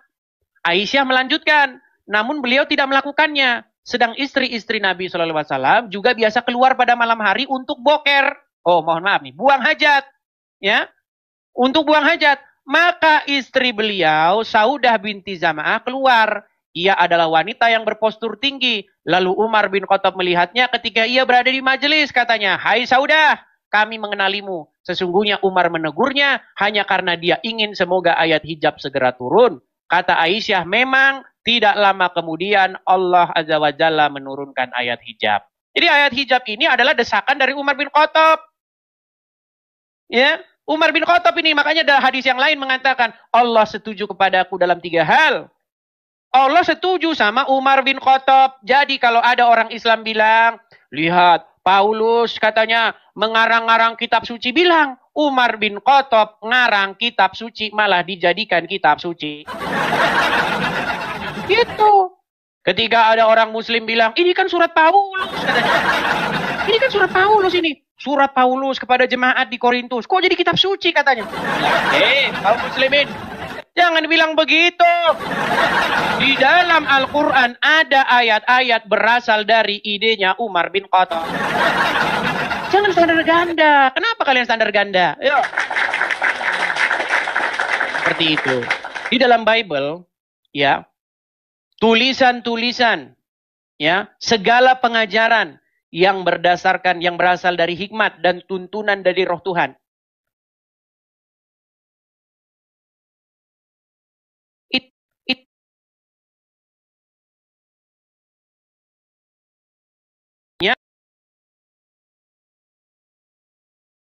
Ya kan?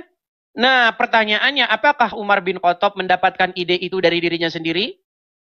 Coba. Lalu akhirnya dijadikan ayat oleh Allah. Nah, seperti itu. Dia turun ya. Gini teman-teman, ada beban memang, ada beban ya. Ketika umat muslim mereka melawan arus, itu pasti mereka akan mendapatkan ancaman-ancaman, mereka akan mendapatkan persekusi. Itu memang sulitnya begitu, karena mereka ini terkenal tukang persekusi. Mereka ini terkenal tukang, ya. Iya. Ade Armando saja berkata, waktu itu saya dipukulin sambil mereka teriak takbir. Takbir sambil mukulin orang, saudara-saudara. Ya, memang seperti itu, mau gimana? Yuk, silakan ya. Kita kasih kesempatan kepada muslim yang lain. Oke, ada Aurelia. Oke, kita kasih naik Aurelia. Yuk, silakan. Semakin banyak nih kaum wanita-wanita yang bersuara. Yuk, silakan. Jadi jangan dibilang teman-teman. Sorry bang. Acara Edis TV di Kristen. Oke, saya kasih turun dulu ya. Bang. Sorry ya bang. Gak apa-apa bang. Oke, saya kasih turun. Tapi jangan naik lagi ya bang ya. Jangan. Oke, ini ada hurufnya, huruf Thailand ini. Kapun Kap. Halo, Kapun Kap. Kapun Kap, apa kabar Kapun Kap? Ya bro. Nama siapa nih bang? Nama siapa? DJ Yoni. Nah kan makin gak jelas. Kita kasih turun lah, Ya itulah teman-teman ya, seperti itu teman-teman. Jadi teman-teman, kalau teman-teman lihat acara pengajiannya Abdul, udah sepi, udah nggak ada orang. Pengajiannya Adi Hidayat, sepi, nggak ada orang. Orang Muslim sekarang nontonnya ya pengajian Edis TV. Iya. Cuma dengerin ceramah Abdul Somad. Mendingan gue denger pengajian Edis TV. Iya.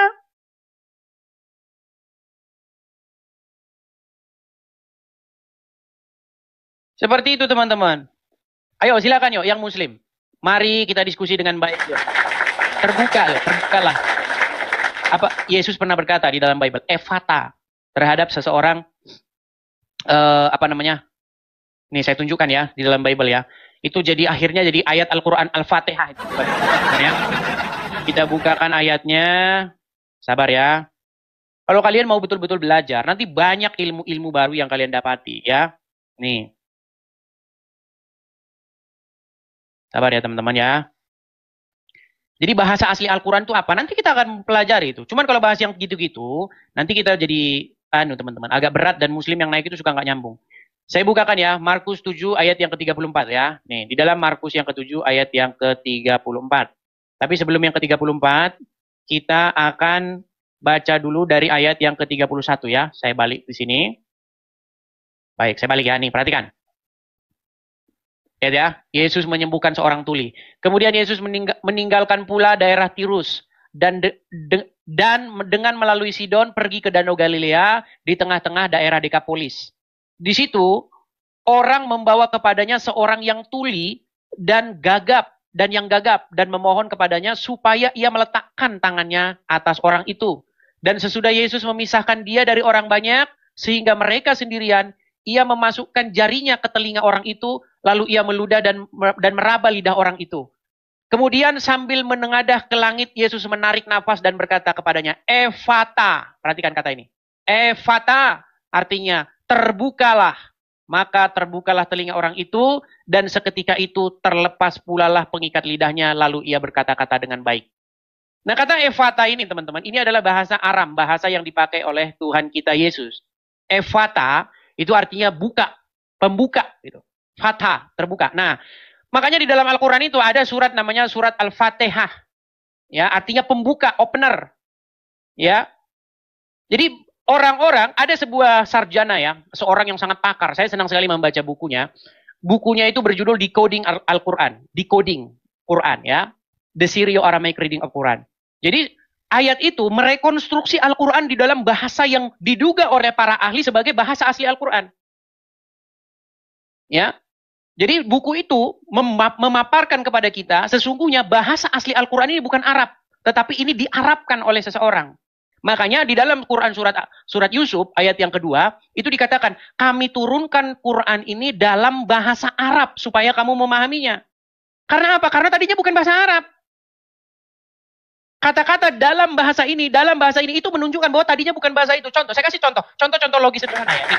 Ini banyak mungkin yang perlu kita ajar. Gini, kalau kalian pergi ke toko buku, ya, kalian nanti akan lihat situ. Ibnu Katsir, tafsir Ibnu Katsir dalam bahasa Indonesia. Kenapa ada kata-kata dalam bahasa Indonesia? Coba pikirin dengan cerdas. Karena tadinya bukan bahasa Indonesia, diterjemahin ke dalam bahasa Indonesia. Contoh lagi. Buku Laskar Pelangi dalam bahasa Inggris. Kenapa kok dalam bahasa Inggris? Laskar Pelangi in English. Kenapa ada tulisan in English? Karena tadinya bukan bahasa Inggris. Diterjemahin ke dalam bahasa Inggris. Nah, kata-kata Quran yang mengatakan dalam bahasa Arab, itu mengindikasikan tadinya Quran memang bukan bahasa Arab. Kami turunkan Quran ini dalam bahasa Arab supaya kamu memahaminya. Coba, baca buku apapun. Mau surat kabar, mau koran. Anda beli koran besok pagi, beli koran. Baca di situ, ada nggak di situ? Koran Sindo ini dalam bahasa Indonesia supaya kamu paham. Nggak ada tulisan begitu. Karena informasi itu tidak berguna. Informasi yang menginformasikan kepada pembacanya dalam bahasa ini, tulisan ini dibuat, itu hanya mengindikasikan bahwa itu telah terjadi sebuah penerjemahan. Iya. Ketika Anda baca Bible, ada nggak di dalam Bible ini dikatakan, Bible ini dalam bahasa Yunani? Nggak ada. Karena tulisan itu sendiri sudah menjelaskan dalam bahasa apa tulisan itu disampaikan. Coba, kirim surat ke sekolah. Perlu nggak Anda ngomong, Bu Guru, saya ngomong pakai bahasa Indonesia ya, supaya Ibu paham? Nggak pernah Anda bikin begitu kan? Nggak pernah. Gitu loh. Kalau Anda tulis tadinya, tulis misalnya kepada Bu Guru, pakai bahasa Mandarin. Ya kan? Oh, manji. Bingung gurunya. Ini gimana ini katanya? Atau ada tulis bahasa Jerman. Ahdraham, orhanham, birhamiham. Ini apa ini? Baru besok tulis. Bu Guru, saya tulis pakai bahasa Indonesia ya, supaya Ibu memahaminya. Nah, baru ketahuan. Jadi kata-kata menerangkan dalam bahasa apa itu ditulis, itu sebenarnya hanya ada di dalam sebuah terjemahan. Kalau nggak terjemahan nggak ada pasti. Kata itu pasti tidak akan muncul. Gitu teman-teman.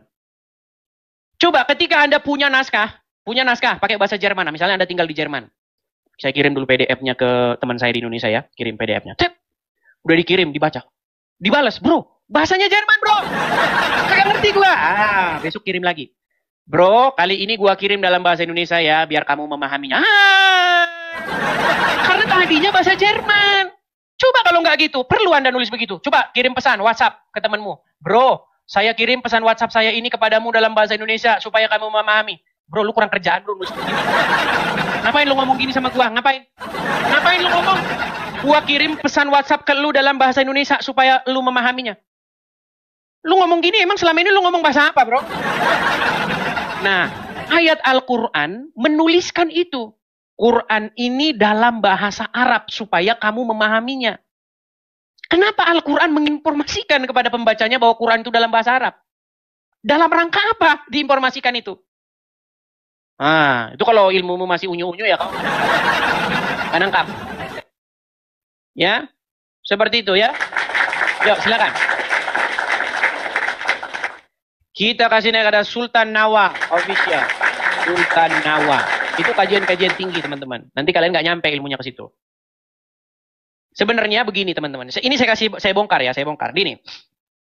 Dulu ada orang-orang asing yang sering main ke Arab Saudi, ke tempat di mana Muhammad tinggal. Konon katanya Muhammad tinggalnya di Arab. Nah, orang-orang itu dulu sering nongkrong-nongkrong, duduk-duduk dengan Muhammad. Nah, warga masyarakat itu mengatakan, Muhammad diajarin Quran. Ya, namanya orang-orang asing atau orang-orang ajam. Orang-orang ajam inilah yang diduga kuat sebagai orang-orang yang menerjemahkan Al-Quran ke dalam bahasa Arab. Akhirnya itulah yang jadi Al-Quran sekarang. Tapi berhubung mereka tidak lihai dalam berbahasa Arab, akhirnya bahasa Arab mereka kacau balau. Makanya di dalam Al-Quran itu terdapat bahasa-bahasa, kosakata yang orang Arab nggak tahu. Orang Arab itu nggak tahu itu apa. Ya, mana salwa, itu nggak tahu orang Arab itu apa. Apa salwa itu? Banyak ayat-ayat yang di dalam bahasa Arab, di dalam kosakatanya itu, yang orang Arab tidak tahu itu apa. Amin. Itu nggak ada itu dalam Quran itu. Coba habis. Waladolin. Amin. Nggak ada. Amin itu datang dari mana? Coba cari kata amin itu. Sampai jungkir balik kau nggak akan dapat. Pergi ke gereja-gereja yang masih kuno. Maksudnya yang liturgisnya kuno. Selalu ada itu penutupnya. Penutup ketika persekutuan ya di gereja itu selalu amin, amin, amin. Ada itu. Nah, orang Islam ikut-ikutan. Habis waladolin, amin. Ikut-ikut mereka, ngikut-ngikut. Padahal di Quran nggak ada itu waladolin itu. Nggak ada sehabis waladolin amin itu. Lalu dikarang sama mereka. Oh, amin artinya kabulkanlah doa kami. Bahasa apa yang kau pakai? Amin itu kabulkan doa kami. Amin itu bahasa Ibrani. Amin. Artinya bahasa Aram, bahasa Ibrani, ya. Artinya adalah terjadilah demikian. Atau sungguh-sungguhlah demikian. Itu maksudnya. Itu arti amin itu kayak begitu. Contohnya, bro, semoga gue sukses ya. Amin. Amin itu artinya sungguh demikianlah terjadi. Memang begitulah sungguh-sungguhnya gitu. Itu arti amin. Kabulkanlah doa kami, gundul. Itu. Makanya kalau kalian baca Pesita itu adalah Bible Perjanjian Baru dalam bahasa Aram. Tuhan kita Yesus itu selalu sering membuka kata-katanya dengan kata-kata amin. Ya, amin, amin. Ya kan? Sesungguhnya aku berkata kepada kamu itu. Kata-kata sering, sesungguhnya aku berkata kepada kamu, bla bla bla. Sesungguhnya begini-begini itu. Sering dibuka dengan kata-kata amin. Itu semua dari Kristen semua itu. Dicolongin sama mereka. Lalu dikarang lah sama orang-orang Islam. Oh, kalau amin agak panjang i-nya, artinya kabulkanlah doa kami. Ngarang bebas. Ngarang bebas. Kaidah bahasa apa yang kau pakai? Kau ngirim ngarang kosakata sendiri, ngarang sendiri. Tapi ini khusus untuk kajian orang-orang yang mengerti, teman-teman. Saya jarang bahas-bahas yang dalam-dalam begini. Kenapa? Karena selama saya diskusi dengan orang-orang Islam nggak ngerti perkara-perkara yang begitu.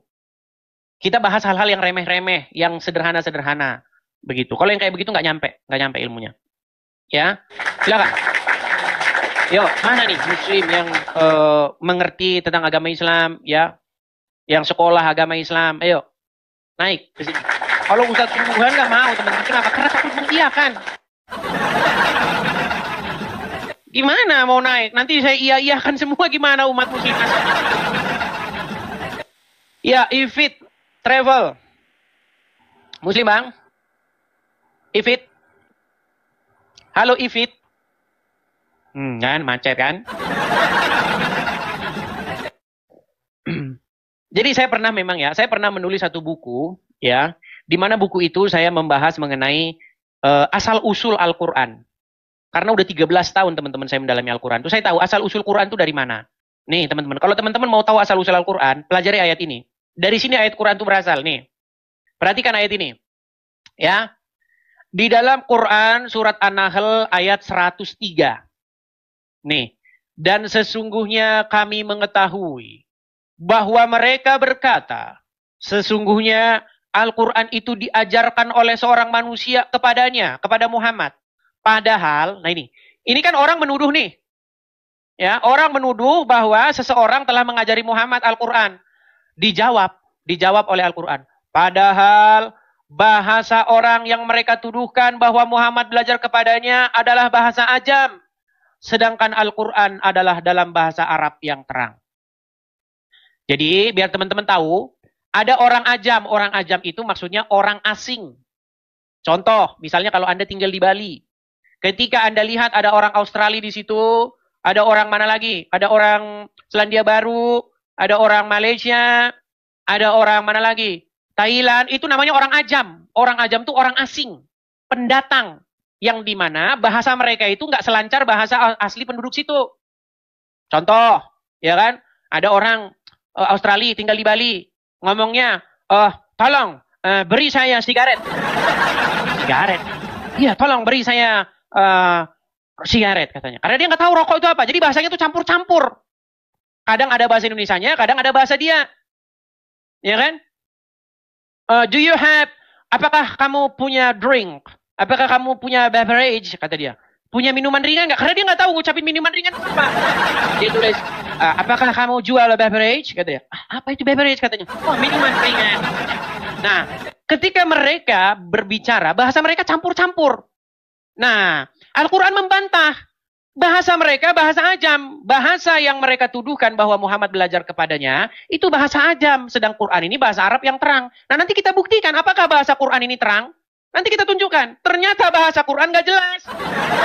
Loh, ayat Quran sendiri yang ngomong ayat Quran itu nggak jelas. Quran sendiri.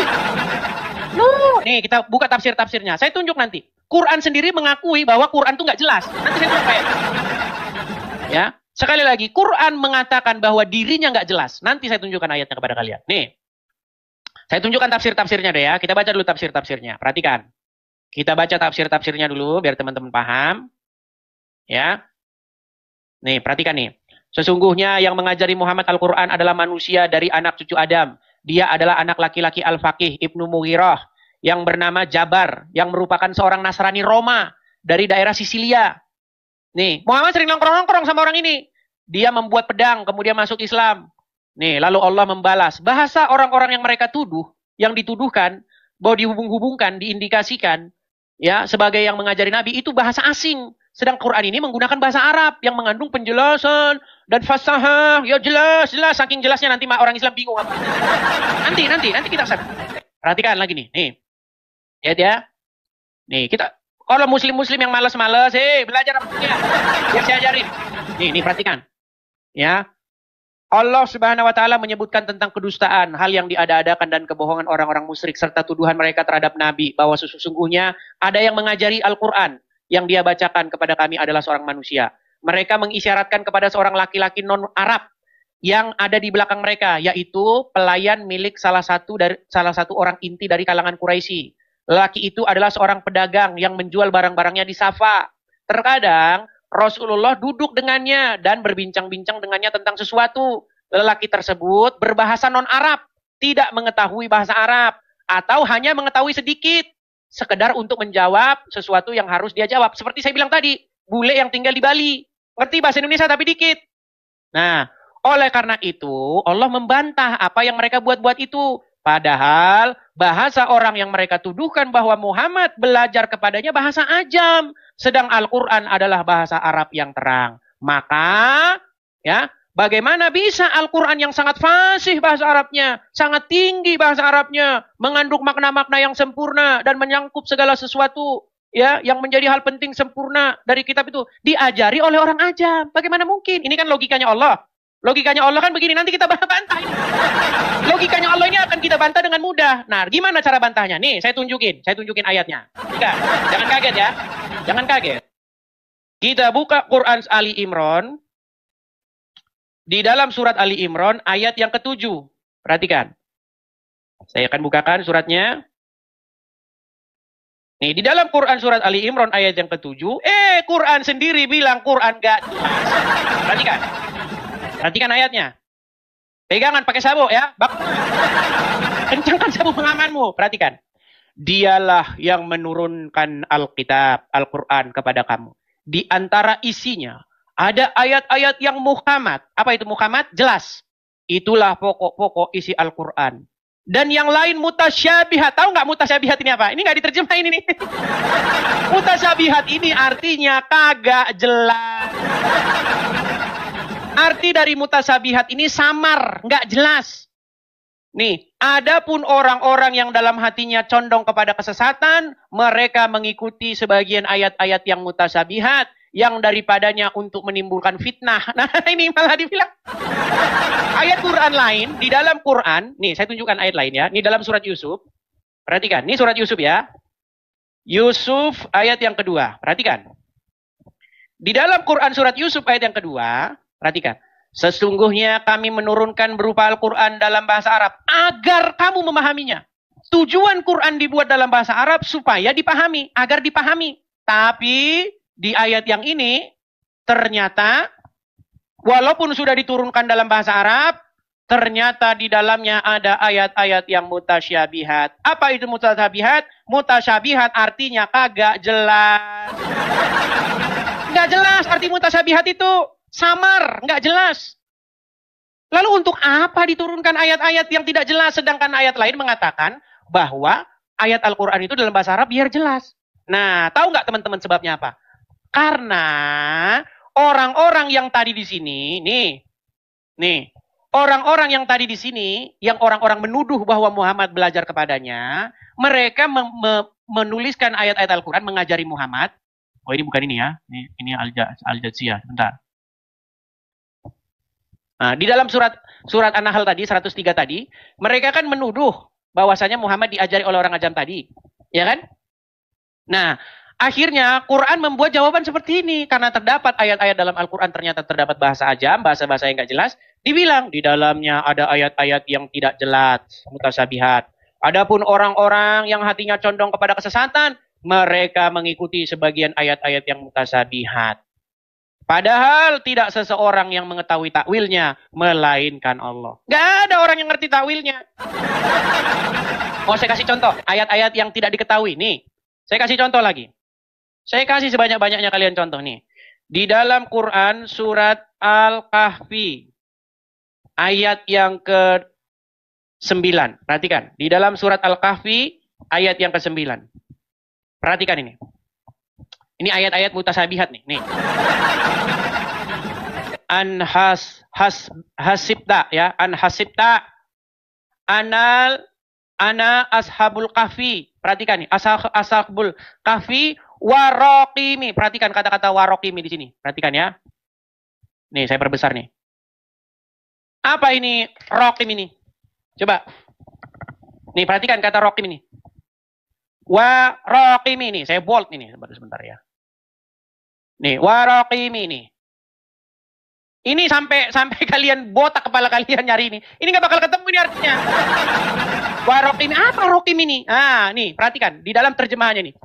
Atau kamu mengira bahwa orang-orang yang mendiami gua dan yang mempunyai raqim itu mereka termasuk tanda-tanda kekuasaan kami yang mengherankan. Apa raqim ini? Sampai kiamat kalian nggak bakal ketemu artinya. Lalu seperti biasa, mulailah orang Islam mengarang, mulai mengarang. Apa karangan-karangan mereka? Perhatikan. Ada yang bilang raqim itu artinya adalah batu pualam yang tertulis. Nah. Ada yang bilang raqim itu hanyalah apa? Misalnya adalah gua. Nah. Ada yang bilang raqim itu nama anjing. Ada yang bilang macam-macam raqim. Ya, macam-macam. Apa arti raqim itu apa? Nih, apa arti raqim? Banyak nih. Nanti kalian akan melihat segudang tafsir apa itu raqim. Ada yang bilang lembah lah, ada yang bilang batu bertulis lah, ada yang bilang prasasti lah, ada yang bilang nama anjing lah, ada yang bilang ini. Masalahnya metode apa yang dipakai bahwa raqim itu batu bertulis? Metode apa yang dipakai bahwa raqim itu nama anjing? Apa raqim itu? Makanya nggak diterjemahin kan? Coba baca tafsir-tafsirnya apa raqim itu. Nih, Mujahid berkata, Ar-Raqim adalah nama kitab. Nah, sekarang nama kitab. Yang diletakkan di depan bangunan. Sebagian ulama berkata Raqim adalah lembah. Aduh, lah nyasar lembah. Ya kan? Abu Tolhah meriwayatkan dari Ibnu bahwa Ar-Raqim adalah sebuah catatan. Waduh, sebuah catatan. Prasasti. Apalagi banyak nih. Ya, Abdurrahman bin Zaid bin Aslam berkata Ar-Raqim adalah kitab. Nih banyak nih. Nih. Bahwa Ar-Raqim mengikuti wazan fa'il yang maknanya adalah tertulis. Sebagian mana dikatakan, nih, banyak nih. Ada yang bilang nama anjing, ada yang bilang banyak sekali arti-arti raqim ini. Nah, kita contoh, ya. Kita kasih contoh misalnya kitab, oke ya, kita kitab nih. Kitab ya. Atau kamu mengira bahwa orang-orang yang mendiami gua dan kitab itu, orang mendiami gua dan kitab. Atau kamu mengira bahwa orang-orang yang mendiami gua dan batu bertulis, batu bertulis. Atau nama anjing. Atau kamu mengira bahwa orang-orang yang mendiami gua dan nama anjing. Maksudnya gimana? Nah, makanya teman-teman di dalam Quran surat Ali Imran, Quran itu bikin jawaban simpel aja. Di dalamnya terdapat ayat-ayat yang mutasabihat yang tidak seorang pun mengerti takwilnya. Loh, masa Quran ngomentarin dirinya sendiri? Kenapa Quran ngomentarin dirinya sendiri coba? Ada apa? Masa iya Quran dia ngomentarin dirinya sendiri? Di dalam Quran itu terdapat ayat-ayat mutasabihat, ya, yang tidak seorang pun mengerti takwilnya. Nih. Ya, adapun orang-orang yang hatinya condong kepada kesesatan, mereka mengikuti sebagian ayat-ayat yang mutasabihat daripadanya untuk menimbulkan fitnah. Fitnah bagaimana? Orang memang nggak tahu artinya. Nah, itu teman-teman. Jadi itu pokok-pokok bahasan yang agak sedikit dalam ya. Kalau orang Islam yang kelas unyu-unyu ya nggak usah lah, nggak sampai ilmu. Kita kalau debat sama orang Islam bahas jumlah Tuhan aja, jumlah Tuhan satu masuk surga gitu. Saya sebenarnya mau bahas hal-hal yang agak sedikit dalam, yang agak sedikit ilmiah, akademi seperti itu. Tapi masalahnya lawan diskusi saya kagak ada yang mengerti, yang paham seperti itu. Ya. Oke lah teman-teman ya, saya rasa itu dulu. Kita sudah berapa jam teman-teman ya. Kita sudah berapa jam teman-teman? Ada 2 jam 31 menit. Buset lah. Hampir 3 jam teman-teman. Gimana teman-teman, kita rehat atau kita lanjut kembali? Kalau Tasik Ngaji datang ke sini, saya khawatir. Ya, saya khawatir dia mengiyakan semua. Bayangin kalau dia ke sini cuma mengiyakan omongan saya. Apa enggak bang? Perut umat Islam apa enggak habis? Kenapa mereka menolak? Kenapa pakar-pakarnya, guru-gurunya menolak diskusi dengan saya? Mereka takut mengiyakan perkataan saya. Tuh, umat muslim. Coba, Bang, kenapa sih Bang kamu bahas-bahas begitu? Karena ulama-ulama mau bahas kitab kami. Abdul Somad bahas Bible kami. Adi Hidayat bahas Bible kami. Felix Xiao bahas Bible kami. Dondi bahas Bible kami. Kalau saya bahas Quran kamu, ya kamu jangan. Gitu loh. Kalau boleh kamu bahas iman saya boleh dong bahas Al-Quran kamu. Kenapa cuma kamu doang yang boleh bahas? Masih mending saya bahas iman kamu, saya undang yang muslim naik ke sini untuk mengkonfirmasi. Kalau Abdul Somad, coba ketika saya bahas begitu, kalian jangan marah. Hadapi, tanggapi argumen dengan argumen. Jangan menanggapi argumen dengan darah halal. Gitu. Ya. Banyak yang bilang lanjut terus. Aduh teman-teman. Masalahnya begini, ini udah 3,5 jam. Teman-teman, kalau misalnya kita mau lanjut terus, ya kan? Waduh, nanti saya gimana mau ngomong. Masalahnya kan saya harus ada kegiatan lainnya, ya kan? Saya juga harus mencari, ya, mengantar ini, ngantar itu, ya, mencari nafkah lah intinya. Kan begitu. Ada mencari nafkah, seperti itu. Buat makan, buat ini. Seperti itu. Tapi kita rehat lah ya. Karena juga teman-teman kan sudah pada malam, sudah pada istirahat ya teman-teman ya. Kita rehat. Besok-besok kita lanjut lagi. Semoga ada muslim lah yang berilmu ya. Seperti itu. Oke teman-teman ya, di akhir acara, seperti biasa teman-teman yang suka dengan channel Edis TV, teman-teman yang senang dengan channel Edis TV, teman-teman bisa support ya. Ada 6,9 juta yang suka saudara-saudara. Hampir 7 juta like saudara-saudara. Iya teman-teman ya, jadi teman-teman yang senang dengan acara Edis TV, teman-teman bisa mampir, klik profil saya teman-teman, lihat di situ ada link untuk berkolekte. Kolekte itu kita adakan, kita galang untuk mendirikan rumah apologet, supaya kita bisa berapologet dengan tenang, ya, supaya kita bisa menjawab orang-orang muslim, ya, seperti nama-nama yang saya sebutkan tadi, dan kita counter mereka, kita counter balik mereka dengan syubhat-syubhat, ya, sebagaimana mereka memberikan syubhat kepada kita. Seperti itu. Jadi adil ya teman-teman ya. Kalau muslim boleh bertanya kepada kita pertanyaan-pertanyaan yang menurut mereka cetar membahana, kita pun juga bisa mengajukan kepada mereka pertanyaan-pertanyaan yang cetar membahana. Seperti itu teman-teman ya. Nah, kepada teman-teman yang mau mensupport Edis TV, teman-teman bisa support saya dengan cara mampir ke beranda saya, ke profil saya, atau kepada teman-teman yang lagi nonton YouTube, itu ada tulisan berjalan teman-teman. Bagi teman-teman yang sudah nonton terus, ya sudah berbulan-bulan nonton, tapi tidak pernah memberikan support sama sekali, ada terlalu. Ya, bagi teman-teman yang mensupport ya di sini teman-teman ya, silakan teman-teman support tuh ada di layar. Ya, screenshot saja ini. Ya, sudah benar ini ya, screenshot, tangkap layarnya, cekrek. Ya, teman-teman bisa support di situ. Kita perlu teman-teman rumah apologet untuk berapologet. Kecuali teman-teman, ada kesepakatan, mufakat kita semua ya. Kepolisian Negara Republik Indonesia peduli, Kapolri peduli, DPR peduli, ya peduli supaya diadakan kesepakatan supaya kita tidak saling membahas agama orang. Saya sangat setuju. Supaya kita apa? Urus agama masing-masing. Tapi kalau selama muslim masih terus membahas-bahas iman kami, kita juga akan terus bersuara, teman-teman. Dan saya dengar ada beritanya si Zakir Naik mau diundang lagi. Mau diundang lagi mereka, tapi nggak tahu dalam rangka apa kali ini ya. Kalau dalam rangka membahas Bible lagi, ya siap-siap saja kaum muslimin, siap-siap saja banyak umat Kristen akan muncul bersuara. Hebatnya kalau orang Kristen tidak anarkis. Ketika ada ulama muslim bahas agama Kristen, orang Kristen puji Tuhan tidak anarkis, orang Kristen hanya menjawab argumen dengan argumen. Beda dengan tetangga sebelah, teman-teman. Kalau kita berargumen, videonya, bagaimana mereka melakukan gerebek-gerebek. Seperti itu. Oke lah teman-teman ya, selamat beristirahat. Baik teman-teman yang terkasih dalam Tuhan Yesus, satu kebanggaan bagi kita untuk selalu menyampaikan fakta kebenaran di dalam dialog lintas iman atau dialog lintas agama atau perdebatan, perdiskusian yang bisa tersaji di media, baik di TokTok, baik di YouTube dan lain sebagainya. Dan tetap dukung untuk semua apologetik Kristen supaya tetap berkiprah bersemangat di dalam menyampaikan kebenaran, bahkan memberikan sebuah argumentasi perlawanan terhadap iman orang-orang yang selama ini begitu sibuk membahas kekristenan, begitu ya. Jadi dukung, kalau misalnya kayak Bang Edis meminta support dari teman-teman, sudah ada selalu disampaikan di dalam setiap dialognya, dukung. Karena itu penting untuk kita doakan dan dukung supaya penyampaian-penyampaian tentang kebenaran itu semakin baik lah ya, semakin nyaman, semakin bisa dikerjakan dengan baik. Oke teman-teman, satu kesukaan dan kebanggaan bagi kita bahwa kita diberi hak jawab teman-teman untuk memberi pertanggungjawaban terhadap iman kita yang disalahpahami oleh banyak orang, khususnya agama yang baru lahir di abad ke-7, abad ke-6 ke-7, yang notabene itu tidak mengenal lagi siapa itu Yesus Kristus yang sudah final dan sudah menjadi Tuhan tanpa sebenarnya mereka pun ada. Tidak perlu mereka Yesus tetap jadi Tuhan, begitu ya. Itu agak keras gitu ya. Agama yang baru lahir di abad ke-6 dan ke-7 yang menganggap dirinya sempurna, paling sempurna gitu ya. Ya.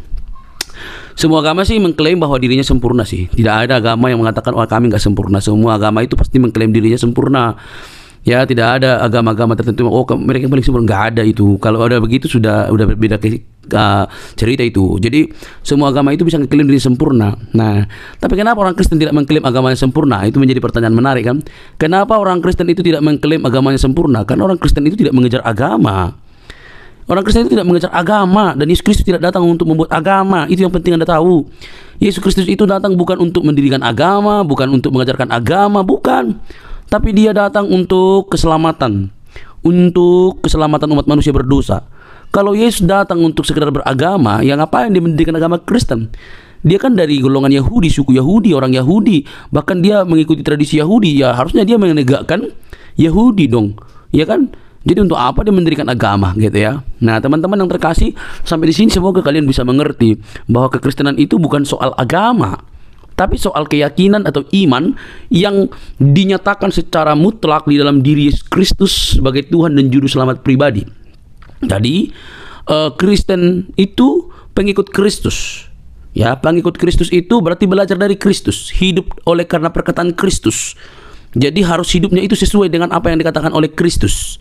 Murid ya, bukan beragama gitu. Nah teman-teman, kalau kita bisa melihat dan menyimak dengan teliti, hal itu memang perlu untuk kita garis bawahi supaya tidak mudah ngamukan gitu ya. Orang Kristen itu tidak membela Tuhan, Tuhan yang membela umatnya. Jangan salah ya, itu harus dibedakan. Orang Kristen itu bukan beragama untuk membela Tuhan.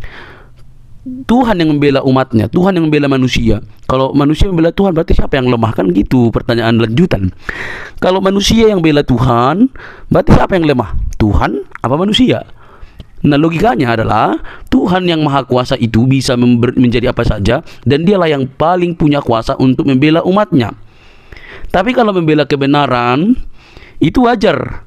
Membela kebenaran itu artinya memberi hak jawab kita terhadap mereka yang sewenang-wenang, apalagi para polemikus ya, yang kerjaannya itu tiap hari mengurusin kekristenan. Kita harus memberi hak jawab kita sebaik mungkin, karena itu pun diberikan oleh Tuhan, dimandatkan oleh Tuhan dalam firman-Nya, bahwa kita diberi hak jawab untuk memberi pertanggungan jawab terhadap orang-orang yang menyalahpahami iman kekristenan, terhadap orang-orang yang selama ini salah memikirkan tentang kekristenan. Kita harus memberi hak jawab kita. Nah teman-teman, yang terjadi adalah apa yang dilakukan oleh Bang Edis ini, mereka justru mengamuk gak karu-karuan gitu ya. Itu ibarat disiram air panas, lompat-lompat gitu, atau kalian cacing lalu dikasih garam itu langsung berkiok-kiok gitu ya. Lucu mereka ini. Nah alhasil mereka yang tidak pernah belajar dengan sungguh-sungguh, mungkin mereka hanya belajar bahasa Arab, bacanya segala macam, tidak pernah belajar secara mendalam. Mereka akhirnya apa? Mengamuk, marah, kepanasan gitu, bahkan ngancam, mau seruduk lagi begitu ya. Sudah nggak tahu, taunya cuma dari ustadznya, digali dari arkeologianya nggak bisa, tiba-tiba diberikan fakta, dipertanyakan fakta, justru ngamuk. Nah ini kan model-model anak-anak gitu ya. Ini sifat-sifat childish yang dipamerkan atau selalu dininabobokkan, sehingga mereka hanya mengeluarkan luapan-luapan emosi ketika mereka tidak bisa jawab kekristenan. Kan miris itu teman-teman. Coba deh berpikir secara cerdas. Nah, tetapi yang namanya kebenaran ya pasti mau dibengkokkan gitu ya. Ya Kristen itu kebenaran sih. Kebenaran yang memerdekakan manusia dari dosa. Dosa umat manusia itu yang membinasakan, tapi Kristus menyelamatkan kita. Oleh karena itu teman-teman, mari terus kita bersemangat untuk boleh menyampaikan kebenaran, karena kebenaran itu memerdekakan orang dari dosa. Kebenaran dalam Kristus Yesus.